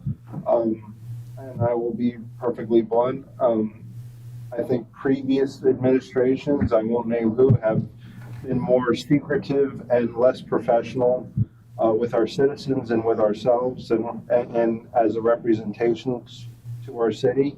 I think that Mr. Duke, since he has taken office 2 years ago at this point, has shifted that and really presented a good face of this city to not only Newport Richey and Pasco County, but the FDEP and other organizations that we touch every day. I've also, prior to Mr. Duke taking office, have used to hear from personnel within the city of the dividedness that Mr. Kinsella referenced. That was actually very disheartening overall to hear. This is a small city. We value all of the employees. The citizens value all the employees, and the employees, you can see, value the citizens. And to see the amount of divide that was here prior to him taking place was very disheartening to hear. Since he has taken place, obviously he's made a lot of personnel changes. Either everyone lost my number, or there is much happier tenor among all of the employees, or no one's talking to me anymore. One or the other, but I think likely it's Mr. Duke's positive influence throughout that has fostered that and really brought the city together more and presented that. So I do commend you for that. With all good must come a bad. I also do echo Mr. Kinsella's statement that to really try to open up the lines of communication. I know there's a lot of citizens. We don't have a lot of citizens, but we have very vocal citizens. And, people like to be heard as much as like to speak to you. So me personally, the expectation is your office is not an open door, but make yourself available through the various venues, the Citizens Committee and advisory. Thank you. I couldn't think of the word. It's okay. And make yourself available from those. It doesn't have to be, they make an appointment and you have to see them right away, but make yourself available as much as reasonable. So people can voice their concerns. As always, if any of the employees, I'm sure you have an open door policy with your employees, or at least I would hope you do, but to that same extent, really try to foster those communications, because I don't like to hear when a citizen calls up and say, I tried to talk to him and he never answers or talks to me. That's never a good thing to hear, although sometimes I can understand the why. It's still not a good thing to hear. So that's the positive and negative. And while I'm on my soapbox, I will just remind this council that Mr. Duke is only here for a 3-year term. 3-year contract. So unless this council makes some sort of action, he would feasibly be looking for a new job, unless we extend some sort of opportunity and security for him that give him a reason to stay. Make some cookies. That's works. That'd be good cookies. I'll take it. So, you all set? That was my evaluation. Okay, perfect, thank you.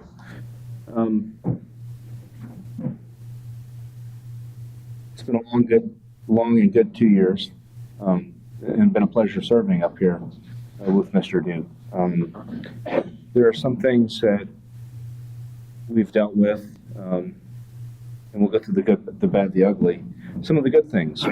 Some of the good things came out of some very bad things. When they tried to close the city, one of the things that came out of that, and that was a terrible thing for the city, was CRA audit, okay, that was ordered. That turned out to be probably one of the most positive things that's happened in this city, because our CRA went from something that was antiquated, and there were problems from its very inception 20 plus years ago, to something that we had auditors, we had probably about the best counsel you could have, go back and revamp our policies, procedures, and how we operate our CRA.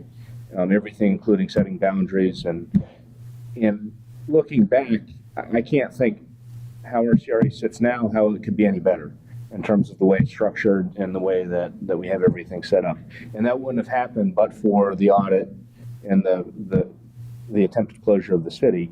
And I credit Mr. Duke in large part, although it's kind of a team effort, to oversee that, because I think that the revamping of the CRA and the way that it's set up and the boundaries are things that long after we're gone off council, long after he may be gone, they're still going to carry forward. And I wanted to commend him and say thank you on that specific issue. One of the most important things that our city manager does is deal with emergencies. Hurricane Ian came. It was probably, perspective, the worst hurricane we'd seen in a long time. And I thought he did a very nice job in an emergency situation, getting the departments ready, getting the city ready, getting information out. It gave me a comfort level with him in emergency situations in general within the city, seeing that as his first issue there.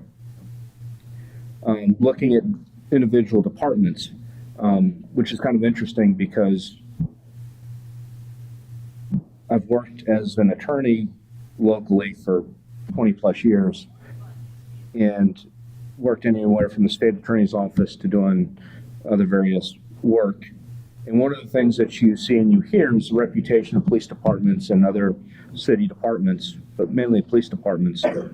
And the reputation for our police department has done a 180, I think, since he's come in, because he also serves as a police commissioner. So I look at the different departments. I look at the fire department has made strides. It's grown a little bit.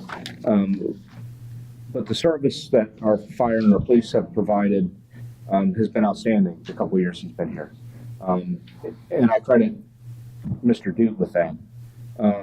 As it relates to departments, the criticism I have of him is one of the things in our city code is that we really should have a building official. And I know he's advertised the position. I know it's expensive. They're hard to find. But I think that's one of my criticisms. I think that's one of the positions that, in my humble opinion, he really should fill on a full-time basis if we can. And that's just my opinion. That's not necessarily the right or wrong answer. Some of the hires in the city that he's made are the best that could have happened. I think our finance department, we've never had a better qualified finance director, and coming into budget season, having her expertise has really saved the city over the course of his 2 years. But that was a hire that he made, and it really helped the city. Moving on, one of the criticisms that I had, when I say criticisms, the things that I'd like to maybe see a little bit different, come down to a budget and budget prep. One of the things I think we asked as a collective group coming into budget season is that we have a breakdown from each department head on all the big purchases that we talk about in advance. And I remember I think the police department put together, and it was presented to us, and we voted for police cars, we voted no on a police boat, and we had discussions well before the budget was presented to us. But I think there were other departments that really never made it before us. So coming into the budget,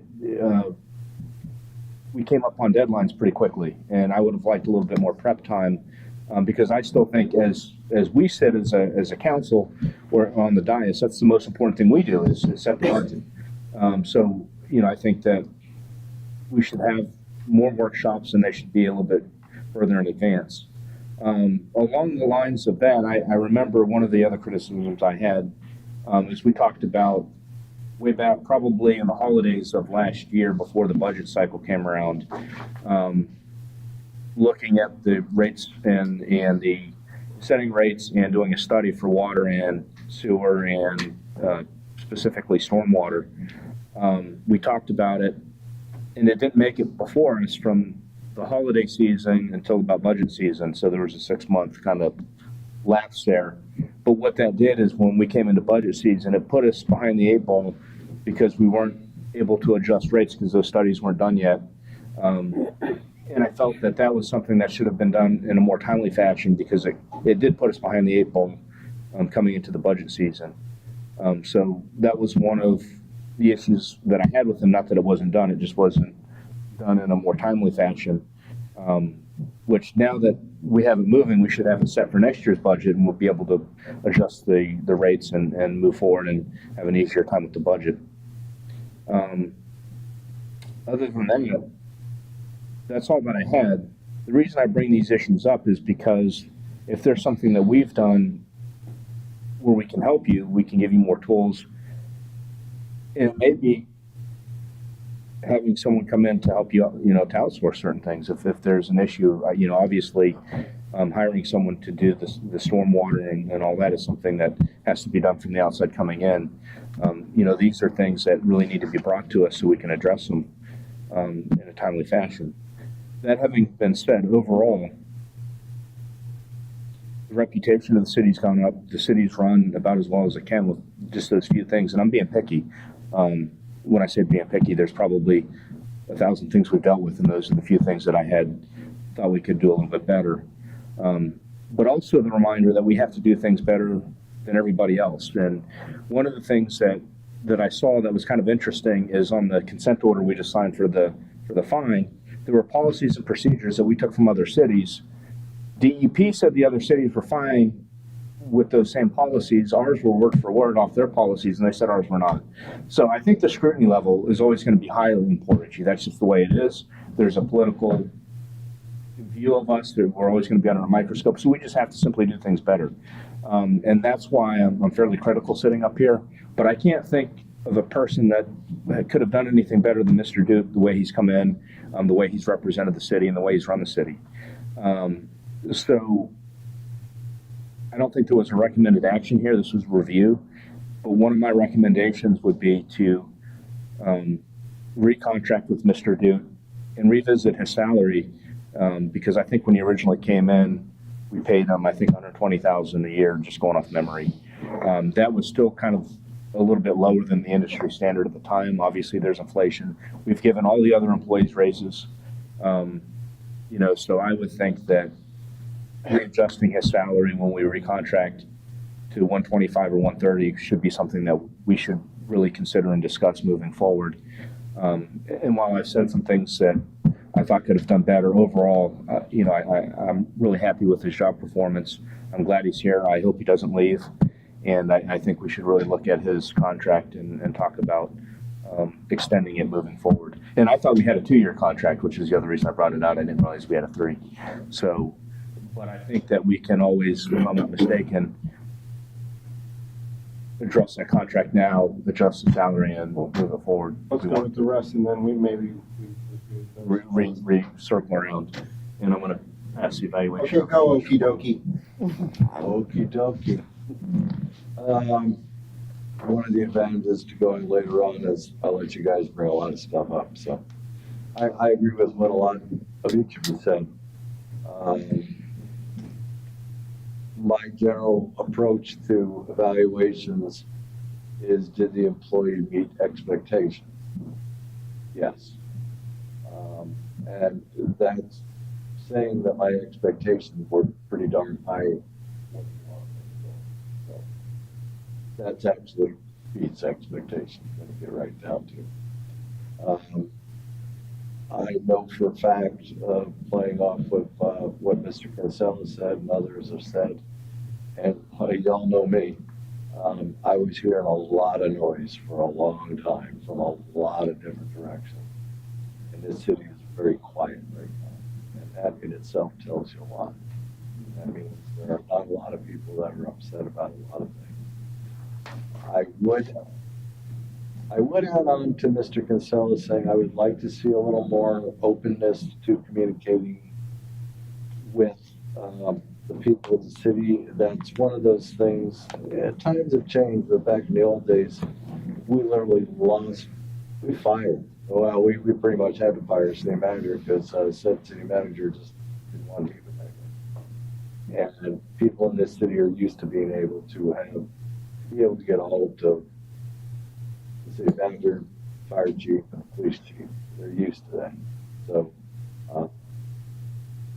I'd like to see a little more effort made perhaps in either reaching out to those folks who reach out to you or doing some of like what the chief did, having a luncheon with the chief or something like that, an open house sort of thing for the city manager to just have folks come out and just meet with them and get to know them. But I would say the quality of staff that we have right now, particularly in the department head area, is as good as we've had. And I know that walking in the door, that was one of the first things that John had to deal with. And a lot of your first year was not really city manager in so much as it was, mopping up. And I well understand that. So there were a lot of things even coming in, or your first budget year. Not only was it your first Florida budget year, but you really didn't have as much time to spend on that as you really needed because you were doing just so much darn many things. So, yeah, you certainly met my expectations, and like I said, my expectations are high. And looking to moving forward with you. Again, a general consensus. I don't tend to get too overly verbose in one way or another when it comes to something like evaluations. As much as verbose as I can be in other areas. But that's pretty much my take on that.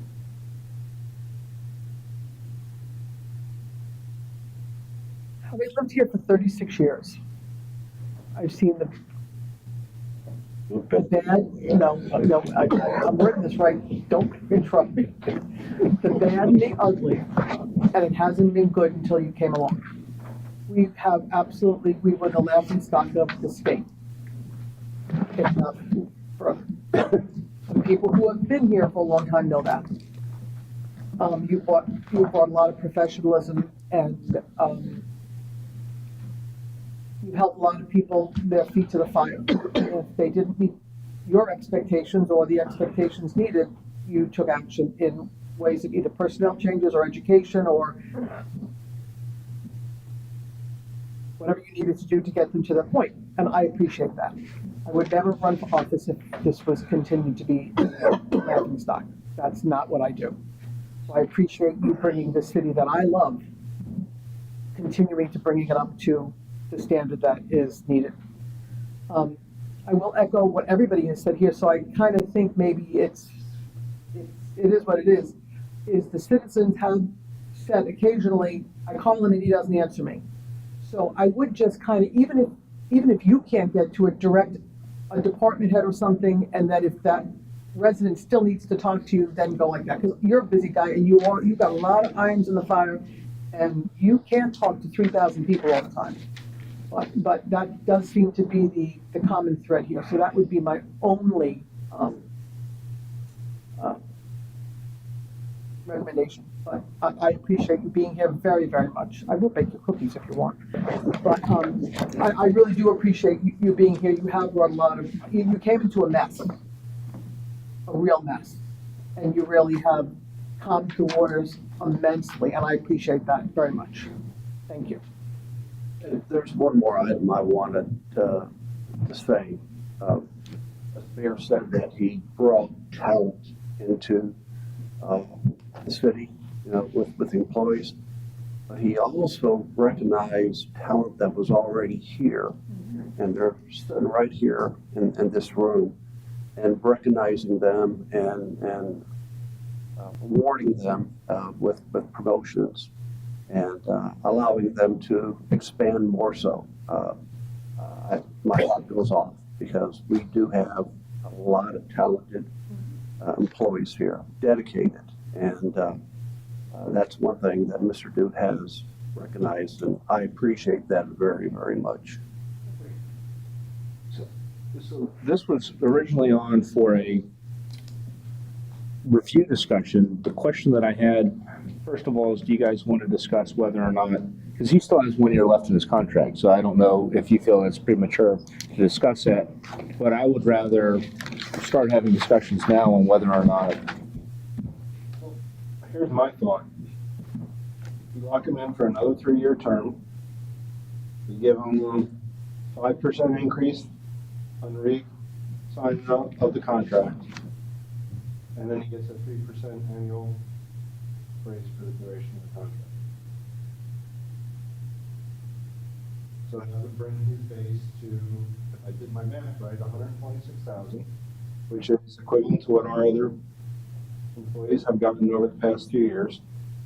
And then he gets the same 3% escalation that we've negotiated with our other employees throughout. I think that's fair to him. I know it's a very busy market right now for city managers and everybody else. So if we have the ability, and assuming he's happy, to stay here and have security, we now have him for another 3 years for that, so he can continue that. And part of,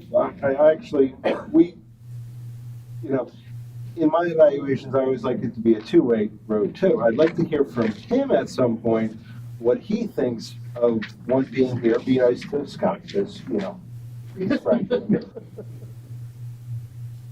But also, to me, at the reevaluation, it is a discussion, unless it's already set in contract. Yeah, let's talk about where do we see from this point forward, because with 1 year left on a contract, if I was him, I'd start looking at, if someone didn't say towards the end of the contract, yes, I really want you on board, I'd start looking, see what's out there. And I don't think any of us right now want him to leave.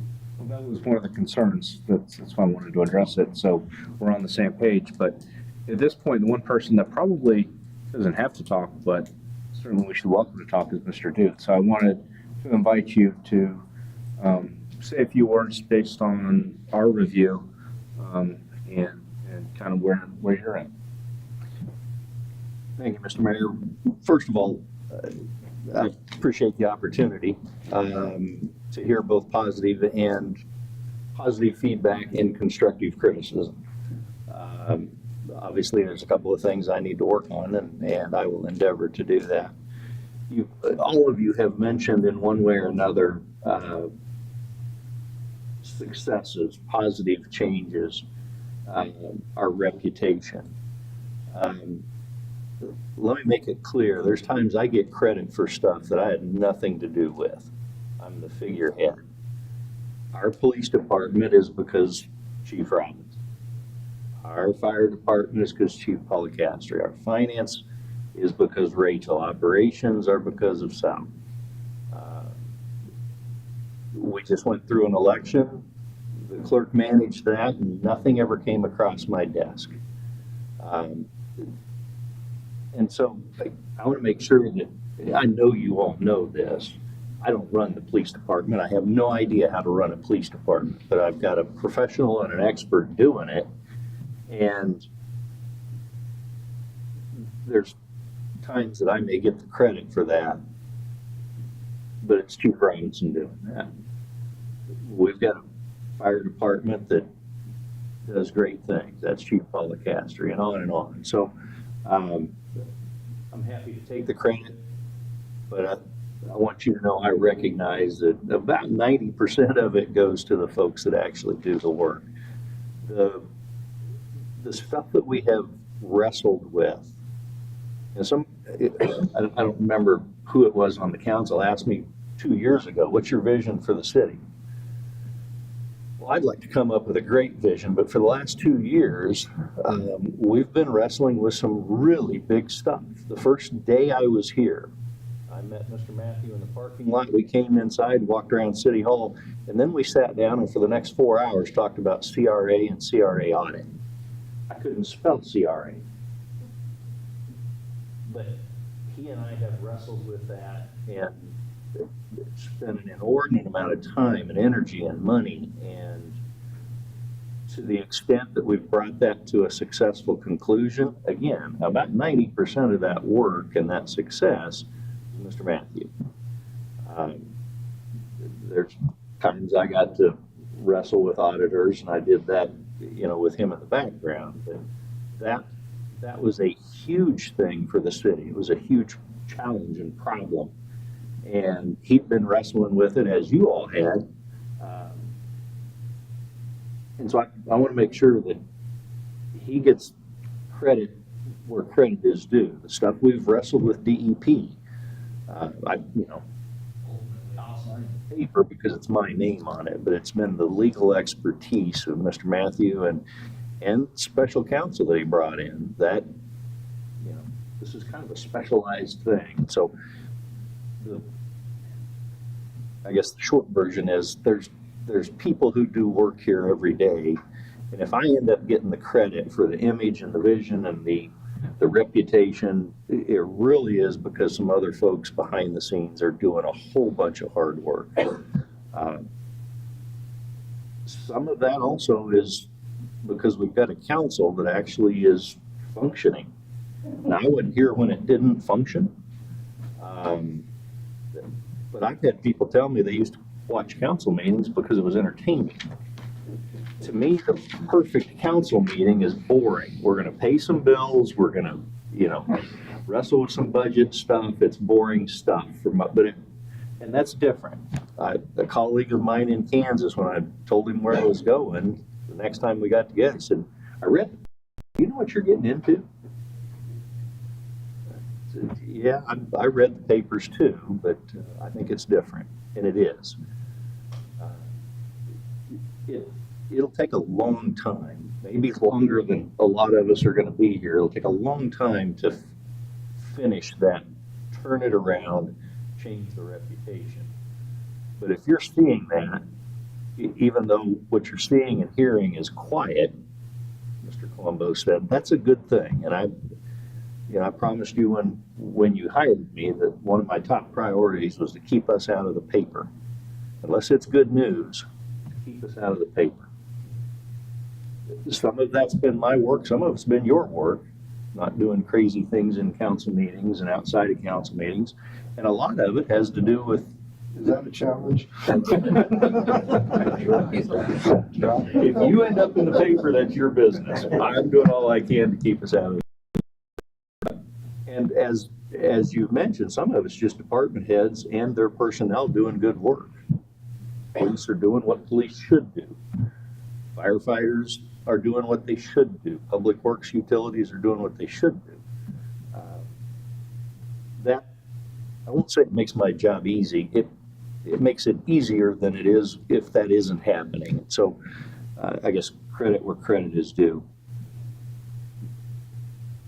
This was a good move for me and my family to leave Kansas, come to Port Richey, take on some really challenging stuff. It's not secrecy, but 95% of the stuff that we deal with every day never gets to you. It's administrative management stuff, and we wrestle with it, we deal with it. I probably make 100 decisions a day. Some of them are as simple as, are we going to do red or blue? Nothing's going to fall apart if I choose red or I'm going to choose blue. But some of it is, how are we going to respond to DEP? How are we going to respond to CRA auditors? What actions are we going to take that actually make a difference? And all of you have mentioned communication. I think it was in conversation with Mr. McCleary. This has to be one of the most hands-on communities in existence. People want to literally reach out and touch their government, their council members, their city manager, their city attorney, their police chief, their fire chief, their public works guys. They're making cookies for public works guys. I mean, that's a good thing. But they also expect that all 3,000 of them are going to get a phone call back within 10 minutes or whatever it is. So it's my job to improve that, but understand, this is a hands-on community, and I've learned to adapt to that. Obviously, I've got some more work. My family and I like it here. We're in the middle of November. Hurricanes come, hurricanes go. Well, you're in flip-flops. It snows. It snows every November where I came from. I gotta say, I Took the don't day off recall we had a tomorrow, city manager that declare a hurricane emergency twice, certainly not in 1 year. He took the day off 2 months. Took the day off tomorrow, gets Friday off too, you know? Right before a holiday. Well, for comparison, I was, several years ago, I was sitting in my office, 5:30, 6 o'clock in the evening. I'd been to the flood was coming. We all knew it was coming. It had been raining. We'd been doing EOC meetings for 3 days. And I'm putting out my latest update to the city and to the mayor and to the council. And I mean, the words they were using was historic flooding. I mean, we had downtown sandbagged. We filled 13,000 sandbags in a day and a half. I was pretty nervous. I mean, a foot and a half of water, 2 feet of water on Main Street is a big deal. It's going to wipe out the bank. It's going to wipe out the hardware store, the senior center. It's going to get the library and the fire station. It's going to be a mess. And people have been through that before. And in 53, the flood was like this. And in 91, it was like that. And I'm thinking, I don't really want to be here when there's 2 feet of, could it get any worse? And the tornado sirens went off. And my radio comes on and dispatch says there's a tornado 1 mile south of Chapman. It's headed straight north. It's on Main Street. I looked out my window. Sure enough. I haven't had to deal with that kind of stuff here yet. Hurricanes come one at a time. You know, I can deal with that. And I get to wear flip-flops while they're here. This has been a good move for my family and I. My wife loves it here. My son is thriving here. Now, in a very practical sense, you've talked about contracts. This line of, I have a 3-year contract and I'm 2 years into it come January. That's not a good or bad thing. It's just the reality. If nobody does anything on the 18th of January, a year from now, you and I will all shake hands and we'll go our separate ways. That's the contract. The practicality of this nature of this type of work, it'll take me at least 6 months to find my next job, probably a year. And so I'm compelled to, without my contract's over in professional terms. And so after the holidays, it's time for me to start looking for a job because this one's coming to an end. And that's not because you fired me and it's not because I'm mad at the place. It's just that's what we agreed to. Now we can always agree to something else and, you know, that would be fantastic. But I lay that out there for you so you know what's going on in my head. There's no obligation on your part, and I'm not asking for more money or another contract. I agreed to what I agreed to, and I'm best I can. I'm a man of my word, and I'll be here, you know, until you throw me out or somebody says, "Hey, here's the most fantastic job," and nobody's hands-on, and go for it. Okay, so that's the reality that my wife and I have to live with and struggle with, and you know, figure out what we're going to do with that, and that's okay because that's what we signed up for. I have, to the extent possible, done everything I can to meet the expectations of the council, the people, the citizens.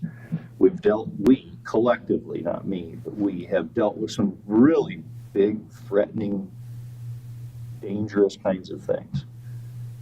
People in Tallahassee can cause you trouble. It can make your life very unpleasant. And I'm pleased and proud of the team and the way they've responded to that. I'd have been sunk without Mr. Matthew, and I'm really unhappy that he's leaving. But he's gonna, It wouldn't be a meeting without you bringing that up. he's gonna help us find somebody to replace him to the extent possible. I will endeavor to work on the things that you've mentioned are my areas, my needs for improvement.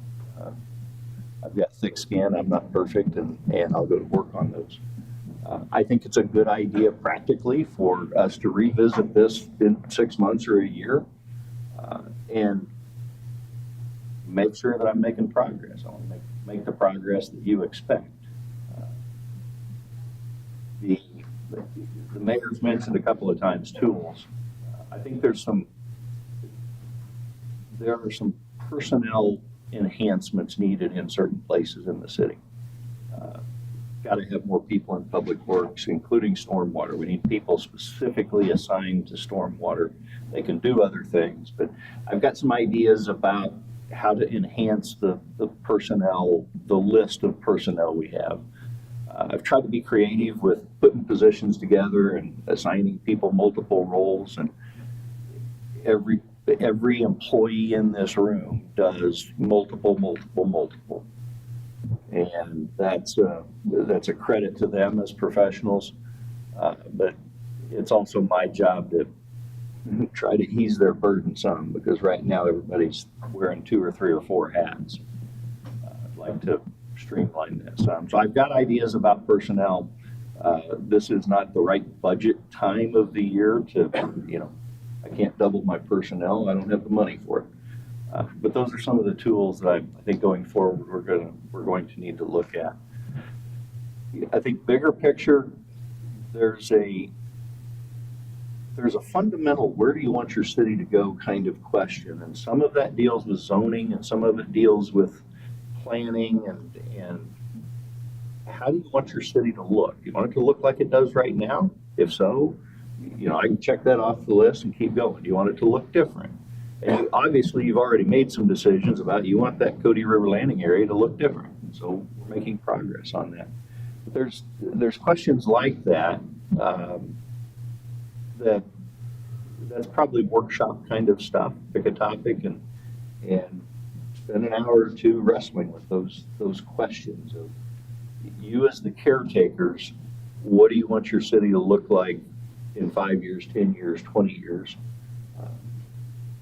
10 years from now, a lot of us may not be here, but the city's still here. And you all are charged by the people and the Constitution with taking care of it and forming it. And my job is to help you with that. I have ideas about that. But ultimately, the city is in your hands for the vision, for the big picture, for where is it going to go. The day-to-day and the nuts and bolts, that's my job. But I think there'd be value to spending some time, and maybe that's a consultant to come in and help run a workshop that says, let's talk about the vision you have for your city. And I don't want to be the one that drives that. I'm not elected to be the caretaker of the city. I'm hired to run the nuts and bolts of it. But I think that's a valuable process that would help you as a council, help whoever comes after you to make sure the city is becoming what you want it to become. Because the people chose you. They didn't choose me. They didn't choose, my staff. They chose you to take care of their city and then hand it off to the next group. So I think that's something that would be valuable to take a look at. 2 years ago, when somebody said, what do you envision for the city? Man, I've got all kinds of ideas. We haven't had time to take a breath for staff to think about what do you think about the city? Fires left, right, more or less, with lots of help from Mr. Matthew.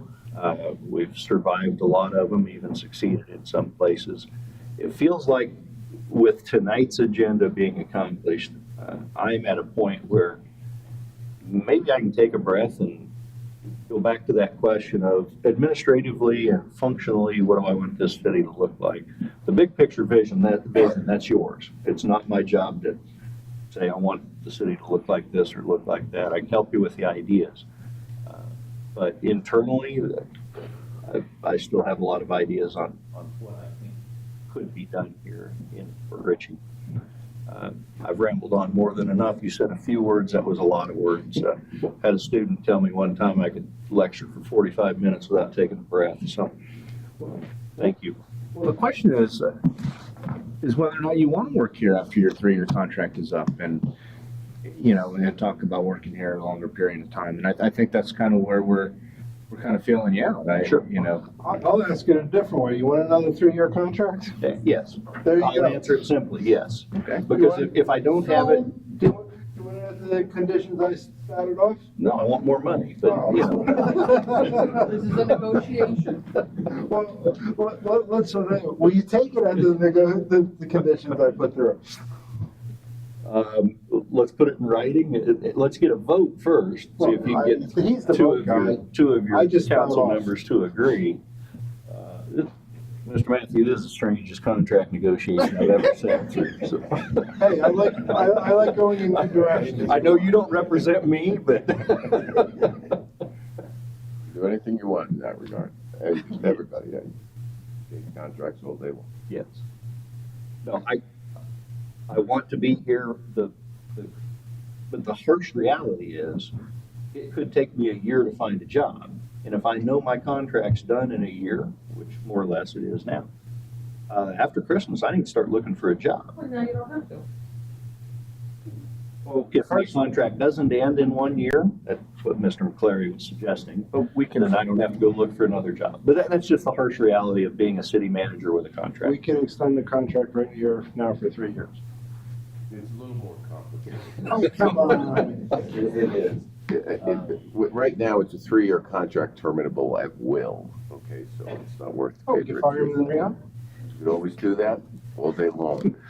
There's a state statute, and I'm doing this off memory, but I believe these numbers are correct. You probably know what it is, Bill. Can't give severance pay in excess of 26 weeks? Or it's less than that, maybe, because they used to put contracts together in with golden parachutes or whatever, and the state passed a law a few years ago that limits that. Okay, so no matter how you write it, you know, if you let someone go, they're only going to get like 26 weeks, and you can't front load that and back load it and things like that. You're never going to be able to do that year. And but we also have charter provisions, you know, about things like this and firing for cause and not cause. In other words, you're not going to be able to, if you fire for cause, you know, obviously, if it's not cause, you want to sue us for the difference, you could be liable for the term. Do you understand what I mean? So it's not as simple as it sounds. You Show me the way, Jim. I really can't. Right now, you have a contract that just says we're paying you this. It's a 3-year contract, can be terminated by either side, you know, 45 days notice or something like that.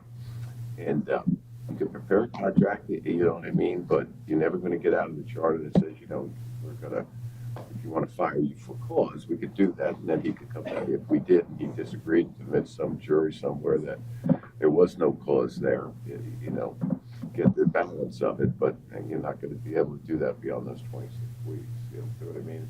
You're missing that I want to rehire him part. I'm fine with that. Yeah, I guess what I'm saying is you want a 3-year contract, we can put that all in there. We're not going to change any of the other rules that are out there. You understand what I mean? Keeping in mind, I've been in the city for a long time. I've been on council since April. So I wasn't involved in hiring you. I've never seen your contract. Obviously I can't just, I'm not saying you don't have one, Jim, but I'm just saying, I can get you a copy. I can't make, and that would be very helpful. This is something we need to discuss moving forward in the short term. Sure. Oh, you should discuss it. Well, I mean, don't forget, we've got like 2 meetings before the end of the year. So we can put him on for I mean, sure. Me, I'd say, you want to gather information, start, mapping out some strategy, and then we can jump into this, feet first at the beginning of the year. Which which is right around 1 year left on our city manager's contract. And if we come up with something agreeable with everything, let's do it. So you always gotta remember that, look, you say a 3-year contract, that's fine, you understand me? After 2 years, he wants to leave, what do you assume? You understand what I'm saying? It's kind of ludicrous what we're talking about, so. It's an illusory contract. Yeah, thank you, very good, Council, it's a illusory contract. Right. And It's a lawyer thing. I mean, it sounds good, it's just, it's all. The practical matter is that we can do whatever we want, is basically. That's right, yeah. Right. So, Yeah. I can't stay if you want me to do whatever I go. want, now you tell me I can do whatever I want. They can put it in writing that you can do whatever you want. You want, look, you want to give them a raise of 5%, that's fine, you understand what I mean? You want to say this is 3 years, and we promise you 5% a year from now and 5% after that, you can do that, you fire them with cause, it doesn't mean anything, you understand what I mean? And, You won't give us cause, we're okay. So whether we amend this contract or start a new one, doesn't matter? no, you want to give them a raise tomorrow, you can do that tomorrow, sure. I don't want you to, I just want you to think when you create these long contracts, that's what the law changed, these long contracts, you understand what I mean? And they wanted to terminate them. A lot of those were done at the end of terms of councils, you understand what I mean? People left and the new people came in, you understand? You gotta remember, you're contracting for future, when you won't be here, you understand? I mean, and taxpayers will leave and new ones will come in, you understand? Yeah, but they'll fire them then if they don't like you. I got that. That's the illusory nature of this document, right? But you can do whatever you want. Look, you want to sit here and say, look, we like what you're I doing. was trying to give him a sense of security, and that just went right out the window. Well, that's my whole point, yes. Jesus It's Christ. an illusory sense of security both ways. Right. You didn't have to And I tell can't him guarantee that. Mr. Duke would like to say, hey, look, do whatever you want, but I'd like it to know that the wind's changed, that, I'll get paid for a year. Well, I can't do that, okay? That's a no, all right, by state law. There's been too much of that other places. Takes 3 years, so don't try. Yeah, so I don't understand it as well as Mr. Matthew, but I understand it fairly well. But- I know my contract and. So, yeah, so you want to you want to say, look, we'll pay you a 5% starting January 1st of next year, fine. You could do that tomorrow. Do you understand what I mean? But everything else you put in writing going forward really isn't worth the paper it's written on. So we'll give you an illusory contract for 3 years. Yeah, no, I understand very clearly. None of that takes away your right to throw me out if you don't want me. And you can't keep me if I really want to leave. That's right, that's right. So- right. And that's, But I it's think the nature of our business. the more important question is really the salary in my mind. So the question is whether or not we're gonna increase the salary from 120 to 126. And if we're gonna do that with the effective date. And, I would think that, my humble opinion, you'd make it effective beginning of the year, January, and go from there. I'm still lost, I'm fine with the 126 and put whatever contract or non-contract or whatever it is to it. That's 5% greater than 120. 5%. I'm thinking 2.5% a year or 2% a year that he's been. What's your take, Mr.? I didn't walk in here planning on doing that. So that needs to be, well, we don't make the agenda, so he can put on. I assure you.